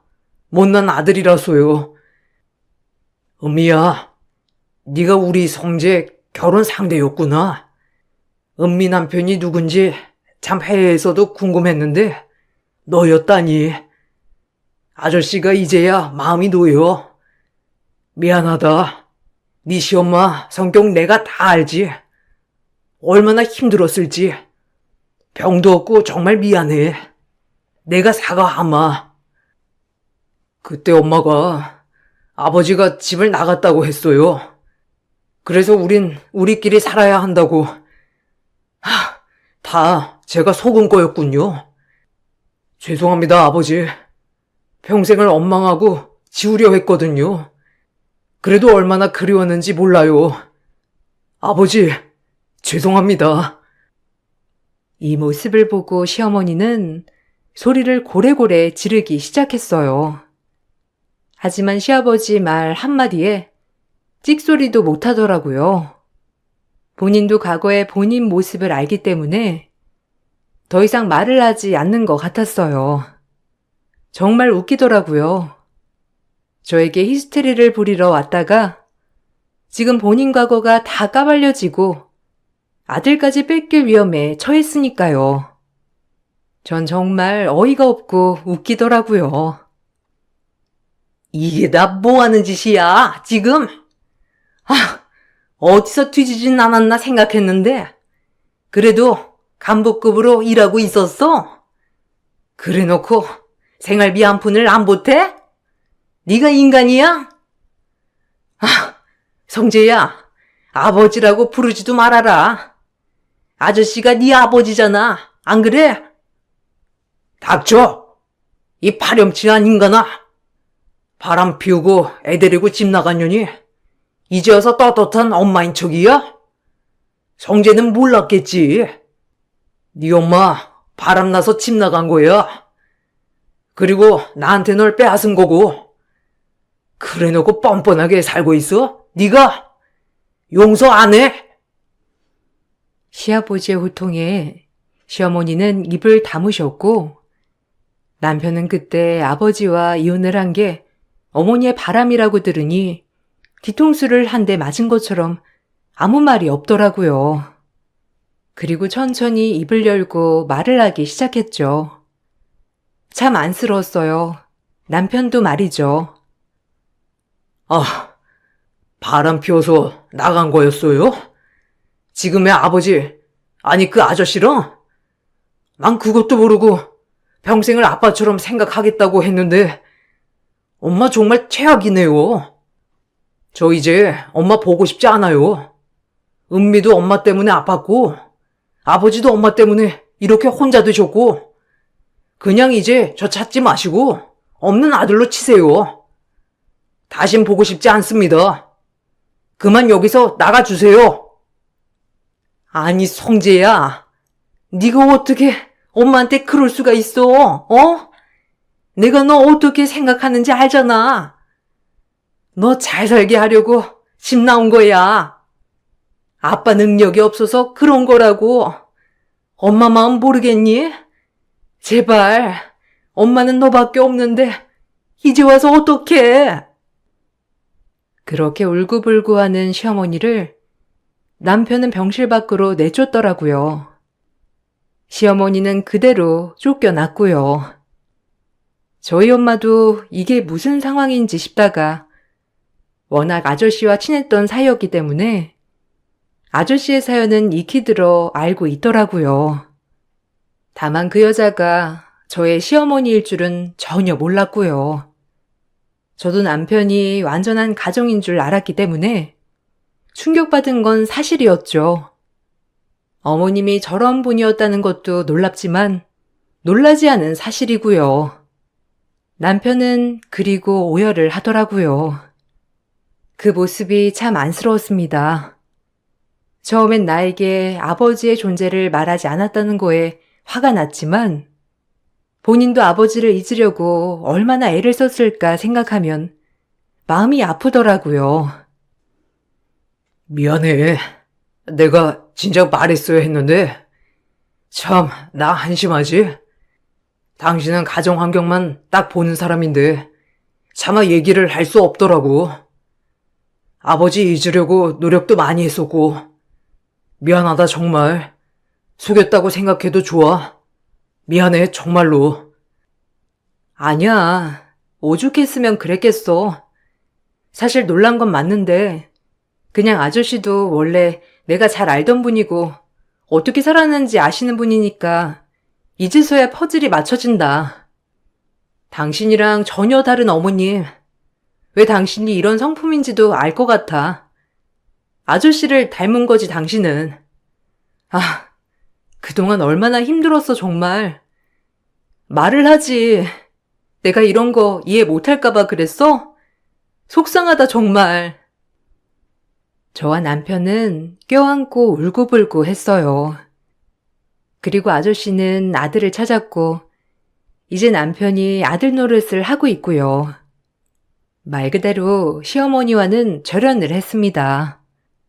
시아버지가 나타나서 가장 큰 응징이 아닐까 싶네요. 그렇게 아끼고 아끼던 아들을 평생 못 보게 되었으니 말이에요. 그리고 전 수술을 끝마치고 무사히 회복을 하여 건강을 되찾았습니다. 시어머니를 안 보고 사니 없던 병도 낫는 기분이더라고요. 무엇보다 다정한 시아버지가 생겨서 너무 행복한 것은 물론이고요.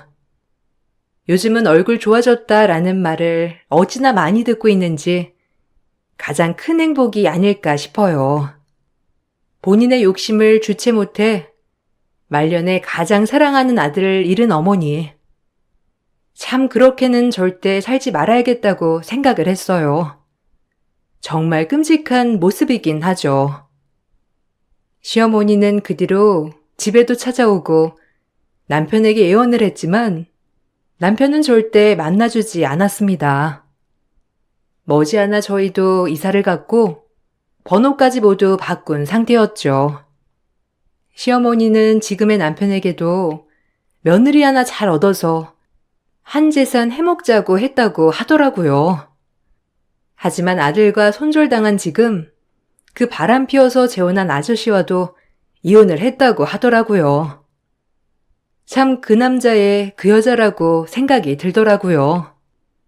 이렇게 파란만장한 스토리를 겪었지만 그래도 지금은 모두 제자리를 찾은 것처럼 행복해요. 건강도 되찾아서 정말 기쁘고요. 이 행복을 유지하기 위해 저조차도 주변 사람에게 잘해야겠다고 또 한 번 다짐을 하게 되었어요. 비록 몸도 안 좋았고 안 좋은 일은 있었지만 앞으로도 지금처럼 꽃길만 펼쳐질 걸 예상하면서 이 글을 마치겠습니다. 읽어주셔서 감사해요. 안녕하세요. 누구나 과거가 있듯 저에게도 남들에게는 말하지 못하지만 익명의 힘을 빌려서라도 말하고 싶어 용기 내어 글을 씁니다. 저는 서울에 거주하고 있는 40대 여성입니다. 어렸을 때 어려운 가정 형편으로 인해 공부를 끝마치지 못했어요. 겨우 고등학교만 나와 바로 취직을 하여 일을 하기 시작했습니다.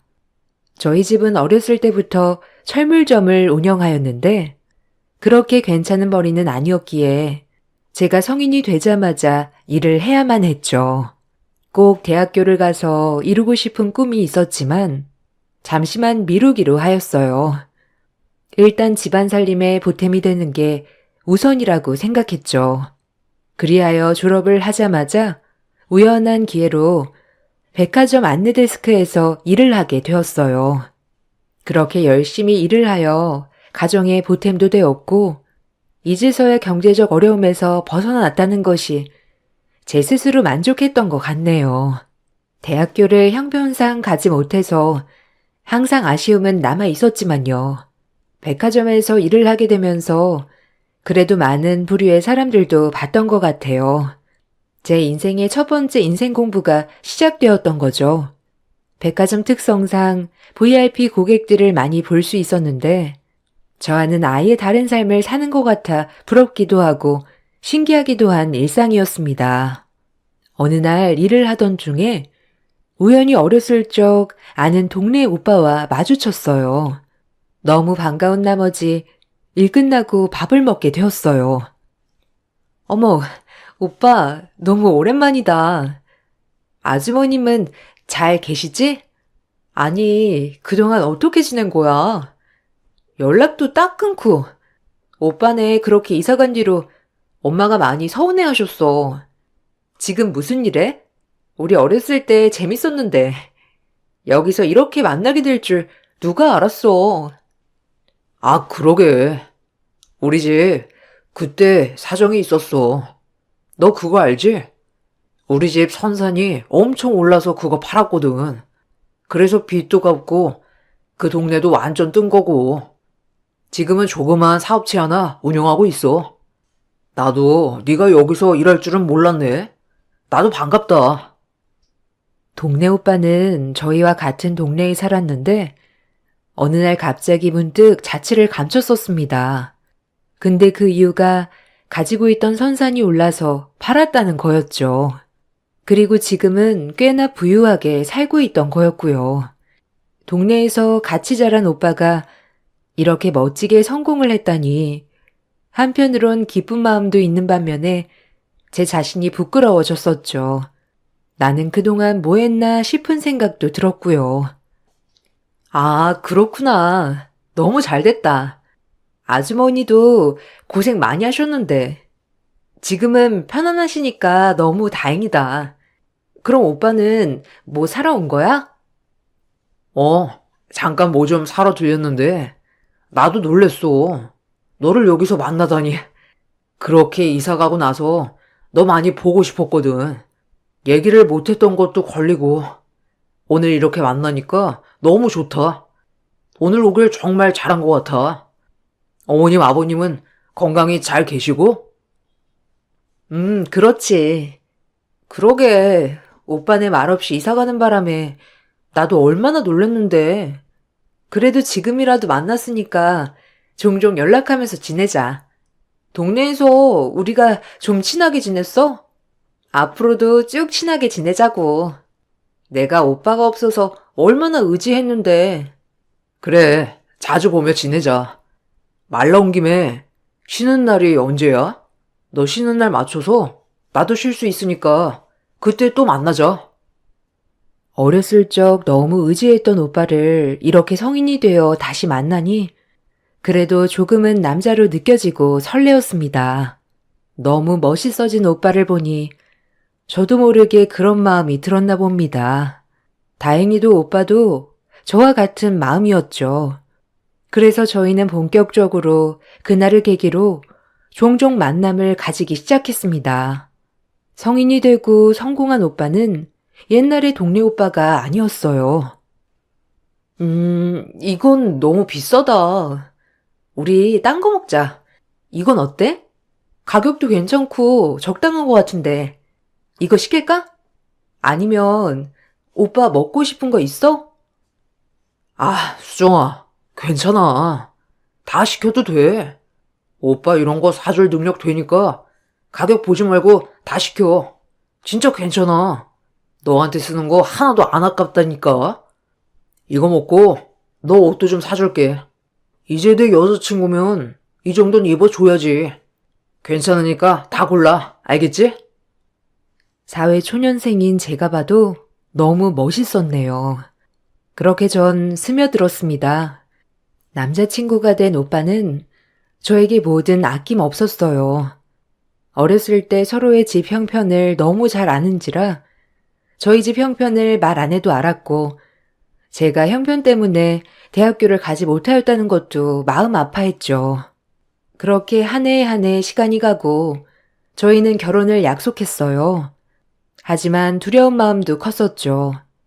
아직 저의 존재를 모르는 남자친구 어머님이 저를 보시면 좋아하실까 싫어하실까 등등 걱정 반 기대 반을 안고 있었습니다. 아주머니가 좋아하실까? 어렸을 때는 나름 예뻐해 주셨던 것 같은데 지금은 너무 달라졌으니까 오빠에 대한 기대도 크실 텐데 혹시 내 존재에 대해서는 말해봤어? 일단 오빠가 먼저 운을 띄워보는 게 낫지 않을까? 무턱대고 찾아가는 것보다? 아니야, 괜찮을 거야. 엄마도 너 똘똘하다고 어렸을 때 예뻐하셨잖아. 분명 좋아하실 거야. 그리고 얼마나 반갑겠어, 안 그래? 그렇게 남자친구 말만 덥석 믿고 남자친구의 집으로 인사를 갔습니다. 그래도 형편이 나아졌구나라고 생각은 했지만 그의 집을 와보니 정말 성공했구나라고 느꼈어요. 집은 평창동에 차고의 외제차들도 세 대나 있었죠. 눈으로 보니 주눅이 들었어요. 그렇게 초인종이 눌리고 떨리는 마음으로 아주머니를 맞이할 준비를 하였습니다. 그리고 문이 열리고 인사를 드렸죠. 아주머니, 너무 오랜만이에요. 안녕하셨어요? 저 기억하세요? 저 수정이에요. 너무 놀라셨죠?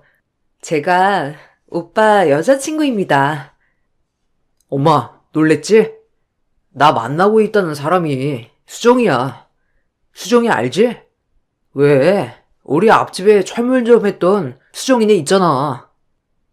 아주머니는 놀라셨는지 말이 없었어요. 아니, 말을 하지 않으셨습니다. 아주머니의 침묵으로 모든 걸 알 수 있었어요. 아니, 수정이 오랜만이구나. 그래, 잘 지냈니? 여기는 어떻게? 아니, 그냥 뭐, 친한 오빠 동생이니 인사하러 온 거니? 아니, 수정이 내가 만나는 친구야. 말했잖아. 결혼하고 싶은 여자 있다고. 그게 수정이에요. 엄마도 수정이 어렸을 때 똘똘하다고 많이 좋아했잖아요. 맨날 며느리 삼고 싶다고 했으면서, 안 그래? 수정이 부모님도 엄마 되게 보고 싶어 하셨대. 뭐?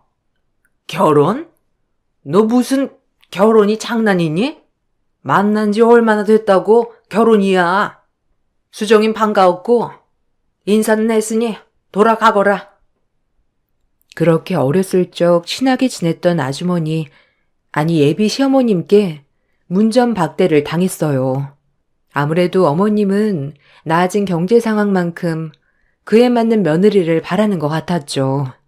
저는 어머님께 어렸을 적 가난한 철물점집 딸 그 이상 그 이하도 아니었습니다. 그렇게 저희는 문전박대를 당하고 밖으로 나오게 되었죠. 처음 겪는 상황에 얼떨떨하기도 하고 눈물이 주르륵 흘렀어요. 미안해, 수정아. 내가 미리 엄마한테 말을 했어야 했나 봐. 엄마가 너무 놀라서 그런 것 같아. 다음에 다시 와서 인사드리자. 다음에 와도 변하지 않으실 것 같은데? 우리 결혼할 수 있을까? 아주머니는 내 형편을 다 아시니까 싫으신가 봐.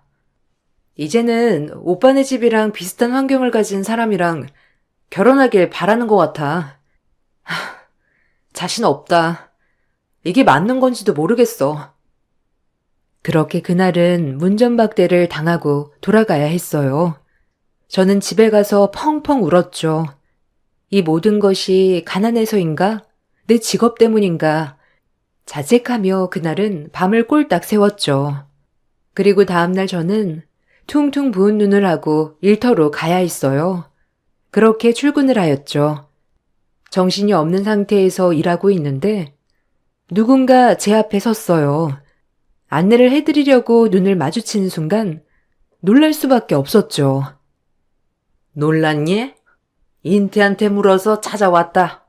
백화점에서 일한다더니 안내데스크에서 일하고 있었구나. 잠깐 시간 되니? 아, 네. 10분만 있으면 교대 시간이라서요. 저기 안쪽에 가보시면 커피숍 있어요. 가서 계시면 교대하고 갈게요. 그렇게 교대 시간이 되어 저는 서둘러 아주머니를 뵈러 커피숍으로 향했습니다. 멀리서 봐도 표정이 안 좋은 아주머니였죠. 긴 말하지 않으마. 너 만나서 반갑지만 어렸을 때 봤던 수정이 그 이상 그 이하도 아니야. 너가 봤다시피 우리 집은 옛날이랑 차원이 달라졌어. 우리 애가 사업을 하니까 나는 전문직 며느리를 원했고, 그리고 너 어렸을 때 공부 잘하지 않았니? 아니 어쩌다가 대학도 안 가고. 아휴, 긴 말할 거 없다. 난 할 얘기 다 했어. 더 이상 이런 일로 너 보고 싶지 않구나. 일어나마. 죄송합니다, 아주머니. 심려 끼쳐드리고 싶진 않았는데 괜히 심려 끼쳐드린 것 같아 죄송해요.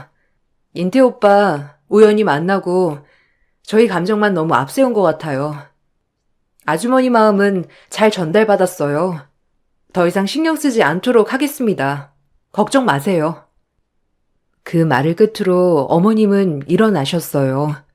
그리고 뒤도 안 돌아보고 가셨죠. 내가 어렸을 때 알던 아주머니가 맞나 싶을 정도로 쌀쌀 맞으셨어요. 그렇게 완전 거부를 당하고 돌아서는 길, 제 자신을 자책했죠. 공부라도 포기하지 말 걸 이렇게 자책했어요. 우리 그냥 헤어지자. 나 오빠 못 만날 것 같아. 아주머니한테도 약속 드렸고, 우리 그냥 좋은 추억만 간직하자. 더 이상 만나기 힘들 것 같아. 뭐? 그게 무슨 말이야? 나 못 헤어져. 우리 이렇게 만난 게 보통 인연인 줄 알아? 엄마 때문에 그래? 내가 설득할게. 나만 믿고 기다려줘, 어? 그렇게 이별을 고했지만 절대 못 헤어진다는 남자친구, 일도 하지 않고 어머니만 설득해 나갔죠. 그렇게 끈질기게 1년을 설득한 결과 결국 아주머니는 두 손 두 발 다 들었습니다. 그렇게 저희는 결혼을 하게 되었고 저에겐 헬게이트의 문이 오픈되었죠. 일도 그만둬라. 뭘 자랑스러운 일이라고 다니냐? 내 친구들도 이제 네 얼굴 아는 마당에 누가 물어보면 내가 얼마나 창피하겠어? 넌 그런 센스도 없니?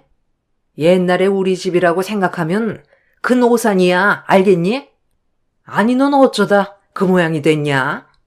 어렸을 땐 꽤나 똘똘해서 괜찮더니만 전혀 뭐 하나 나아진 건 없는 거 아니냐? 사람이 살면서 발전을 해야지 나원참. 어쩌다가 우리 아들이? 네? 그래도 하던 일인데 말미를 줘야 할 것 같아요.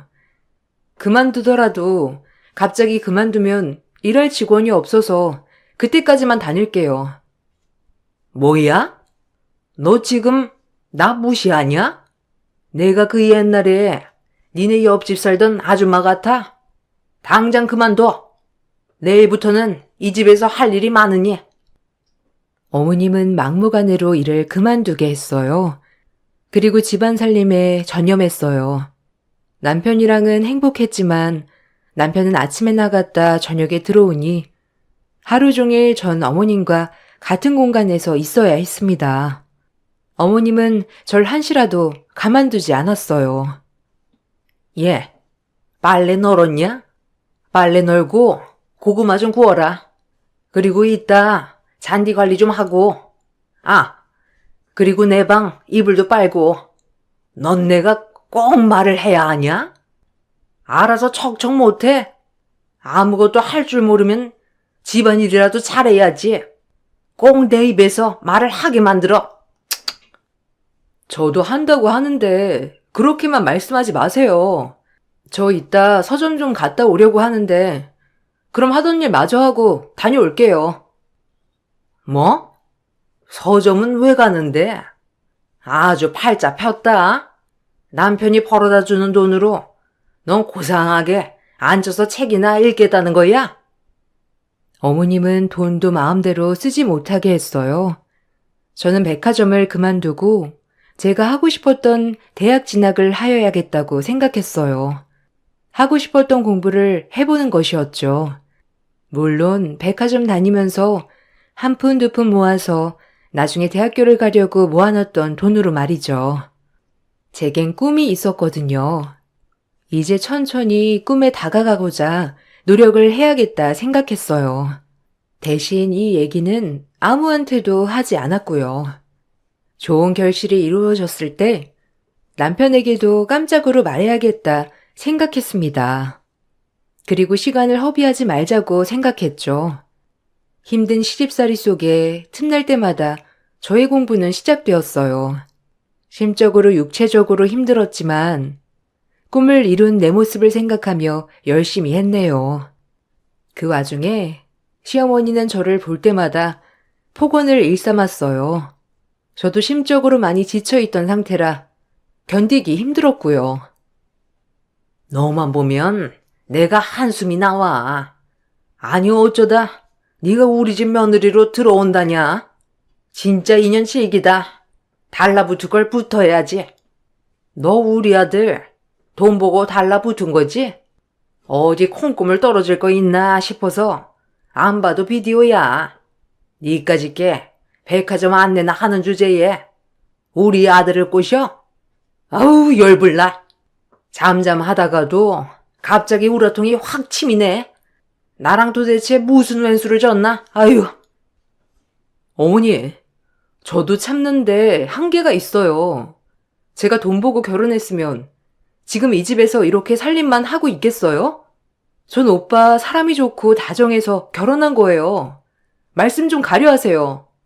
저도 사람인지라 너무 속상해요. 이러면 잘하려던 마음도 싹 사라져요. 아세요?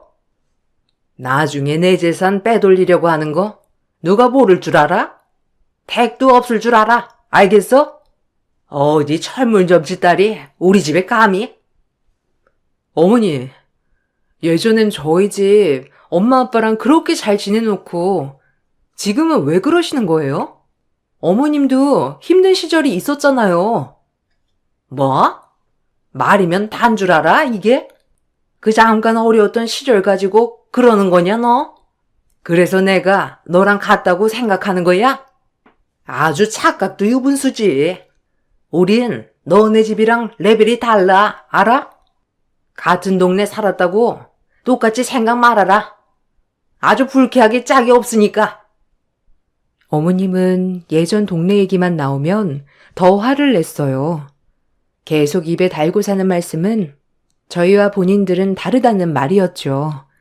정 그렇게 폭언을 한 귀로 흘리며 새벽에는 공부를 하였어요. 어머님께 보여드리고 싶었고 제 꿈을 이루고 싶기도 했고요. 그리고 남편의 힘이 아닌 정말 온전히 내 힘으로 하고 싶었죠. 그렇게 4년이란 시간이 지났어요. 어머님은 가면 갈수록 더했고 남편은 어머니와 제 사이에서 지쳐만 갔습니다. 저도 공부와 고된 살림을 병행하는 게 정말 힘들었죠.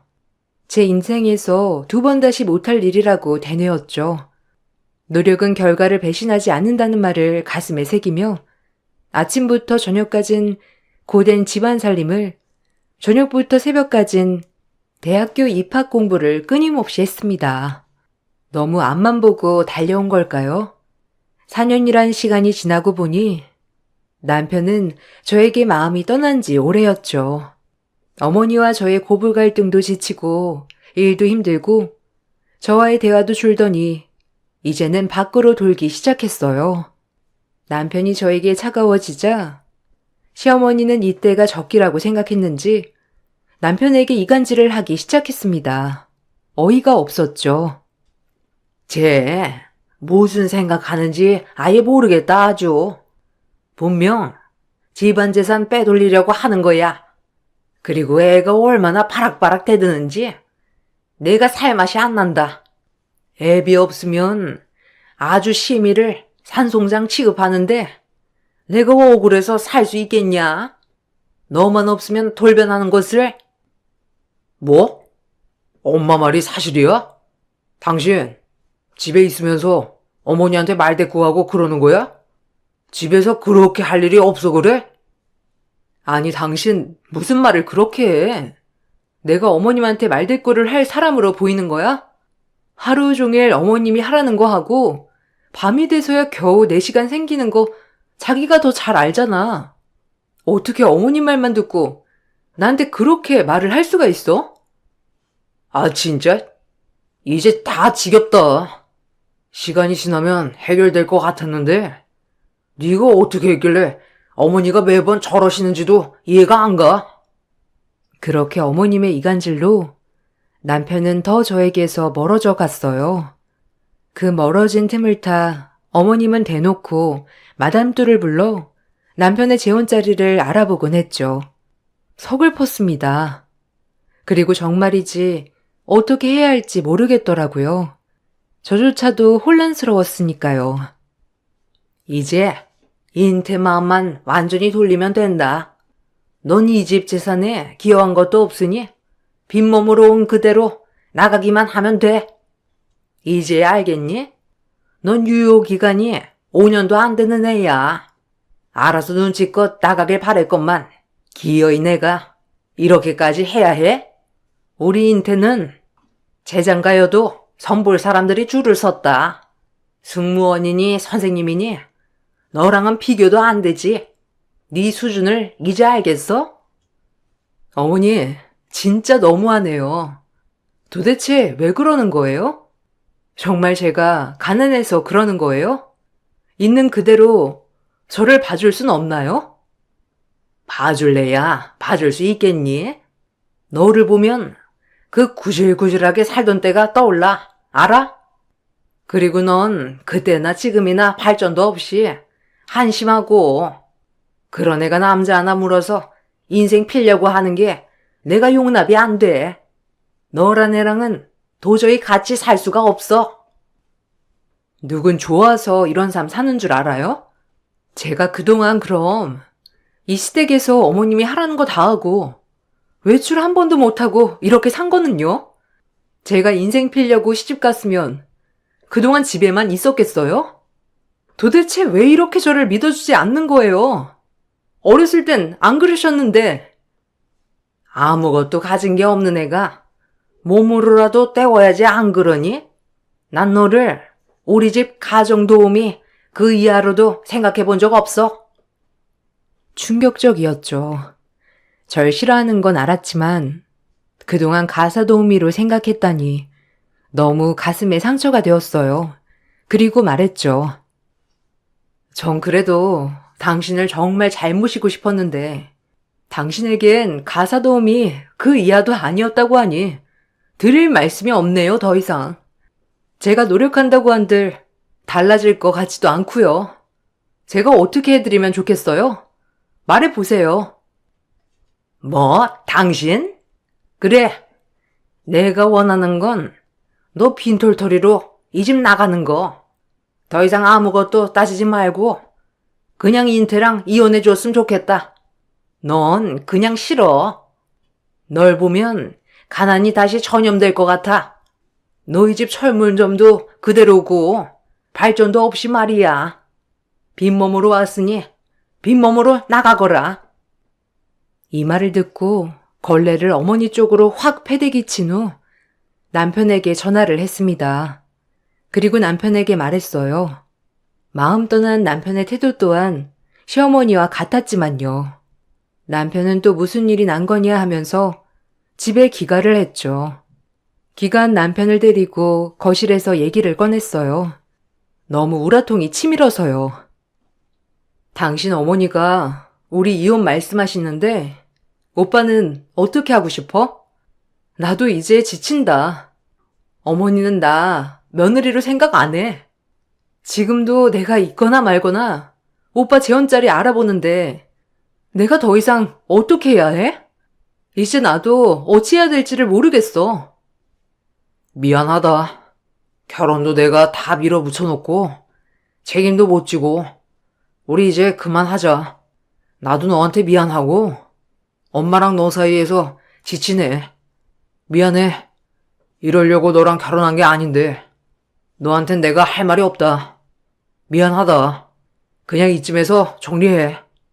너가 조그만하게 시작할 수 있는 자금은 내가 보태줄게. 미안해. 이혼하자. 서류는 내가 준비할 테니까 넌 할 거 없을 거야. 자금? 오빠도 내가 오빠 돈 보고 결혼한 것 같아? 나 돈 필요 없어. 그냥 이렇게 셋 있고 행복하게 사는 거였는데 차라리 어머니랑 연을 끊을 순 없어? 얘, 무슨 자금이니? 얘가 한 게 뭐가 있다고? 절대 안 돼. 빈몸으로 나가라. 더는 말할 필요도 없어. 내일이라도 당장 나가. 결혼 전 저를 끈질기게 설득했던 거와 달리 지금 남편은 스스로 저를 놓았어요. 그리고 이젠 지친다고 하였죠. 세상이 무너지는 것만 같았어요. 계속되는 시어머니의 폭언, 지켜줄 수 없다는 남편을 보고 있자니 이 집에 내가 있을 필요는 없다고 느꼈네요. 내 그럴 줄 알았지. 너한테 질린 게야. 이럴 줄 알았으면 혼인신고도 말리는 건데 굳이 우리 아들한테 이혼남 딱지를 붙게 만들다니. 내가 그때 어떻게 해서든지 결혼을 뜯어 말렸어야 했는데 하여튼 인태 너무 생각 잘했다. 지금이라도 얼른 나가. 그래서 저는 바로 소송으로 들어갔습니다. 그렇게 위자료를 한 푼도 주지 않으려는 시모를 무시하고 악착같이 소송에서 제 몫은 챙겨 나왔어요.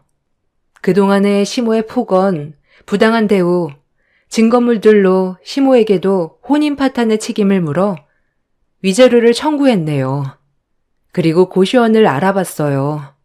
수중에 남은 돈과 준비하고 있던 공부를 해야겠기에 당장 친정으로 돌아갈 수는 없었어요. 그렇게 이별의 아픔을 오로지 공부로 풀었습니다. 그 후 저는 원하던 대학교에 합격할 수 있었어요. 그것은 의대였어요.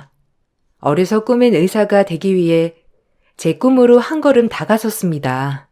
그리고 원하던 대학생이 되었어요. 당장 이혼을 했다는 슬픔이 있었지만 오히려 아무것도 생각 안 하고 학업에만 열중할 수 있어 좋았네요. 모든 외부와의 연락을 차단한 채 학교집 생활을 할 무렵 전 남편에게서 미안하다고 다시 돌아와 달라는 문자가 왔습니다. 외면했죠. 어차피 돌아가도 똑같이 반복될 것 같았거든요.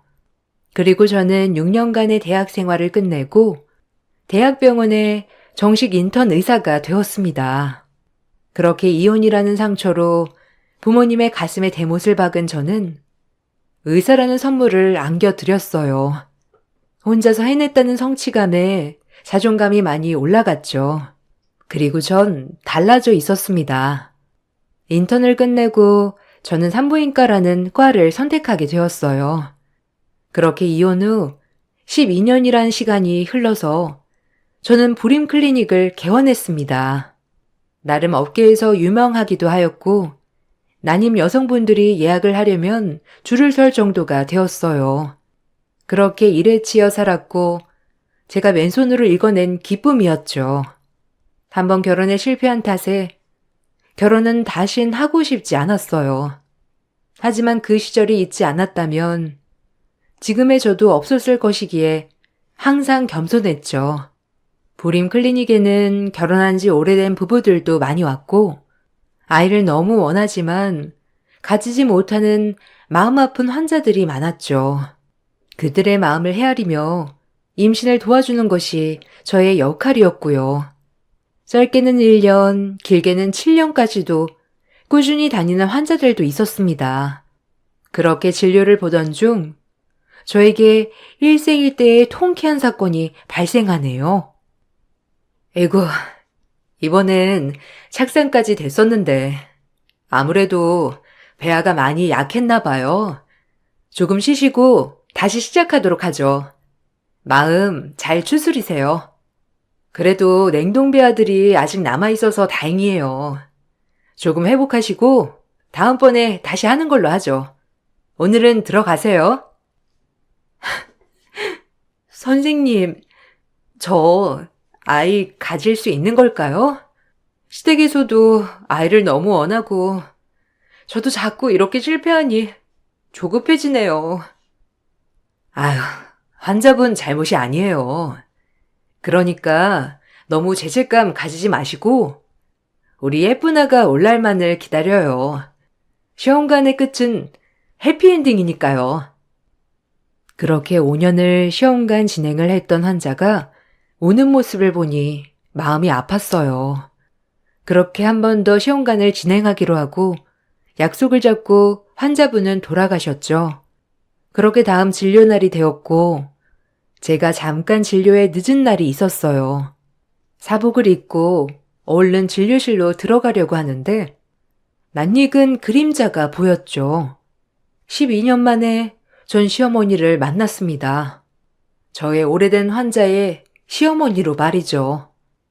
12년이 지난 지금의 모습도 여전히 표정에서 표독스러움이 드러났습니다. 전 시모는 저를 보고 놀랐죠. 어머, 아니, 너도 여기 다니니? 아니, 못 배운 게 애도 못 낳아서 어쩌니? 진작에 내쫓길 잘했지. 역시 너는 뭐래도 안 돼. 오늘 채소 온 붙으려나? 하필 이런 데 와서 너를 만나다니. 아유, 재수 없어. 네가 불임이었다니. 아주 가지가지 하는구나. 역시 내 선택이 옳았어. 아줌마, 말 다 했어요, 지금?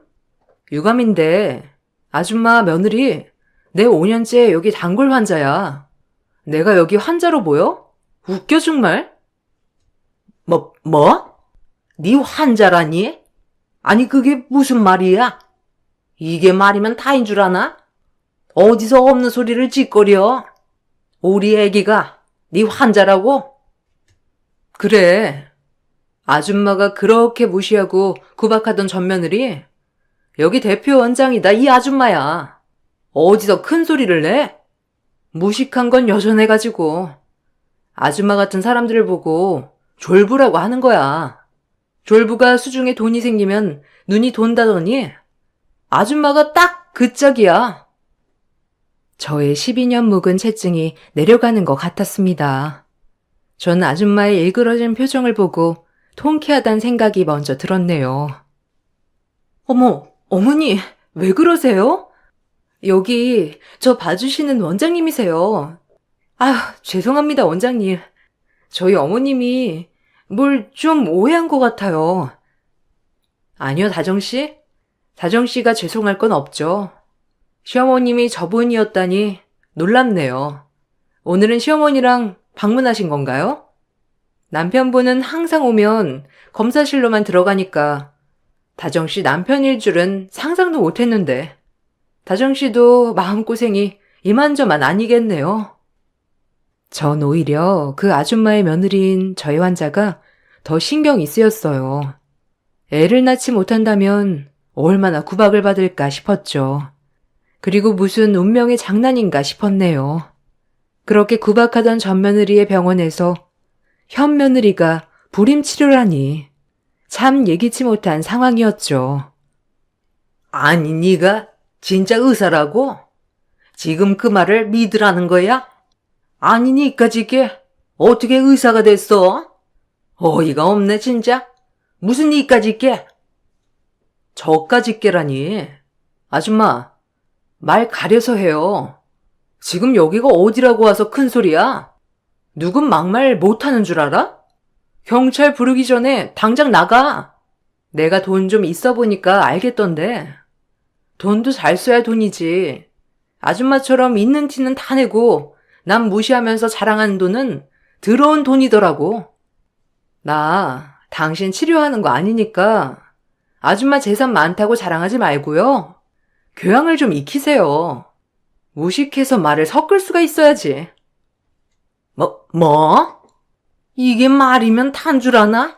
아주 너 많이 컸다. 거지 같은 것을 걷어서 들었더니만 지 분수를 모르고 설쳐대? 의사면 다야? 아줌마, 마음 좀 곱겠어요. 그러니 손주가 안 생기지. 지금 당신 아들 자식 못 낳는 거 당신 때문이라고 생각 안 해? 마음 좀 곱겠어, 이 아줌마야. 아니 이게 어디서? 아우 말도 안 돼. 네가 감히 나한테 그런 모욕을 줘? 내가 누군지 알고 네가 감히 나를 함부로 대? 아줌마, 착각 속에서 그만 나와요. 저기요, 경호팀 불러서 이 아줌마 좀 내쫓으세요. 병원물이 들어오셔서 되겠어요? 전 그러고 진료실로 들어와 버렸습니다. 그 후 심장도 떨렸죠. 밖에서 길길이 날뛰는 소리가 들렸지만 직원들로 인해 쫓겨났고요. 통쾌했죠. 이렇게 만날 줄은 꿈에도 몰랐거든요. 하지만 이렇게나마 저의 잘된 모습을 보여줘서 너무 좋았습니다. 그리고 다음날 그 환자가 다시 찾아왔어요. 일단 어제 일을 사과하고 싶다고 하더군요. 본인 시어머니한테 얘기는 들었다며 사실인지 물어보길래 있는 사실 그대로를 말해줬습니다. 그리고 여기서 치료를 해도 되고 다른 데로 전원을 해도 된다고 말씀드렸죠. 다정 씨도 많이 놀랬겠어요. 전 시어머니 맞아요. 저도 놀랍네요. 제가 의사 되기 전 며느리였거든요. 전 4년을 그 집의 노예였어요.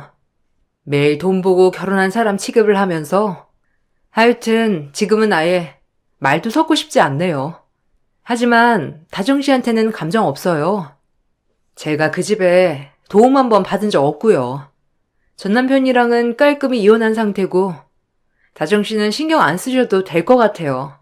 신경 쓰이겠지만. 아, 그렇군요. 어제 어머니의 무례는 잊어주세요. 저는 선생님한테 남은 치료를 받고 싶긴 한데 아무래도 선생님이 불편하시겠죠? 아니요, 전 괜찮아요. 뭐 일이니까. 전 일이랑 감정이랑은 섞지 않아요. 그래도 혹시라도 불편하시다면 제가 잘 아는 선생님 병원에 전원시켜 드릴게요. 그 선생님도 나님엔 유명하신 분이니 다정 씨도 괜찮으실 거예요. 오히려 한 번씩 전원해도 좋은 케이스들도 많고요. 네, 그래 주시면 감사하죠. 그리고 정말 죄송해요. 저 때문에 괜히 큰 소리 나게 만든 것 같아서. 선생님이 저 신경 많이 써주셨는데. 아니에요. 저 정말 괜찮아요. 그리고 다정 씨, 포기하지 않으면 예쁜 아이가 올 테니까 마음 편하게 먹고 기다려봐요. 그렇게 그 환자는 아는 선배 의사에게 손을 바꿨습니다. 그 선배분 말에 따르면 그럼에도 불구하고 임신이 잘 안 된다고 하네요. 그 환자분은 아무 죄도 없지만 전 시어머니를 생각하면 그럴만하다 생각했네요. 그리곤 그 선배에게 더 이상 소식을 듣지 않았습니다. 제 최고의 인생 공부는 첫 번째 결혼 실패인 것 같아요. 지금은 그 실패로 인해 이렇게 사회에서 멋지게 성공할 수 있었고 그때 당시만 떠올리면 잘 버텼다고 생각이 듭니다. 그때 그냥 아무것도 나아지는 거 없이 구박만 듣고 살림만 했다면 제가 이렇게 될 수 있었을까라는 생각도 들고요. 힘들어도 시집살이와 공부를 겸하길 정말 잘했다 생각했어요.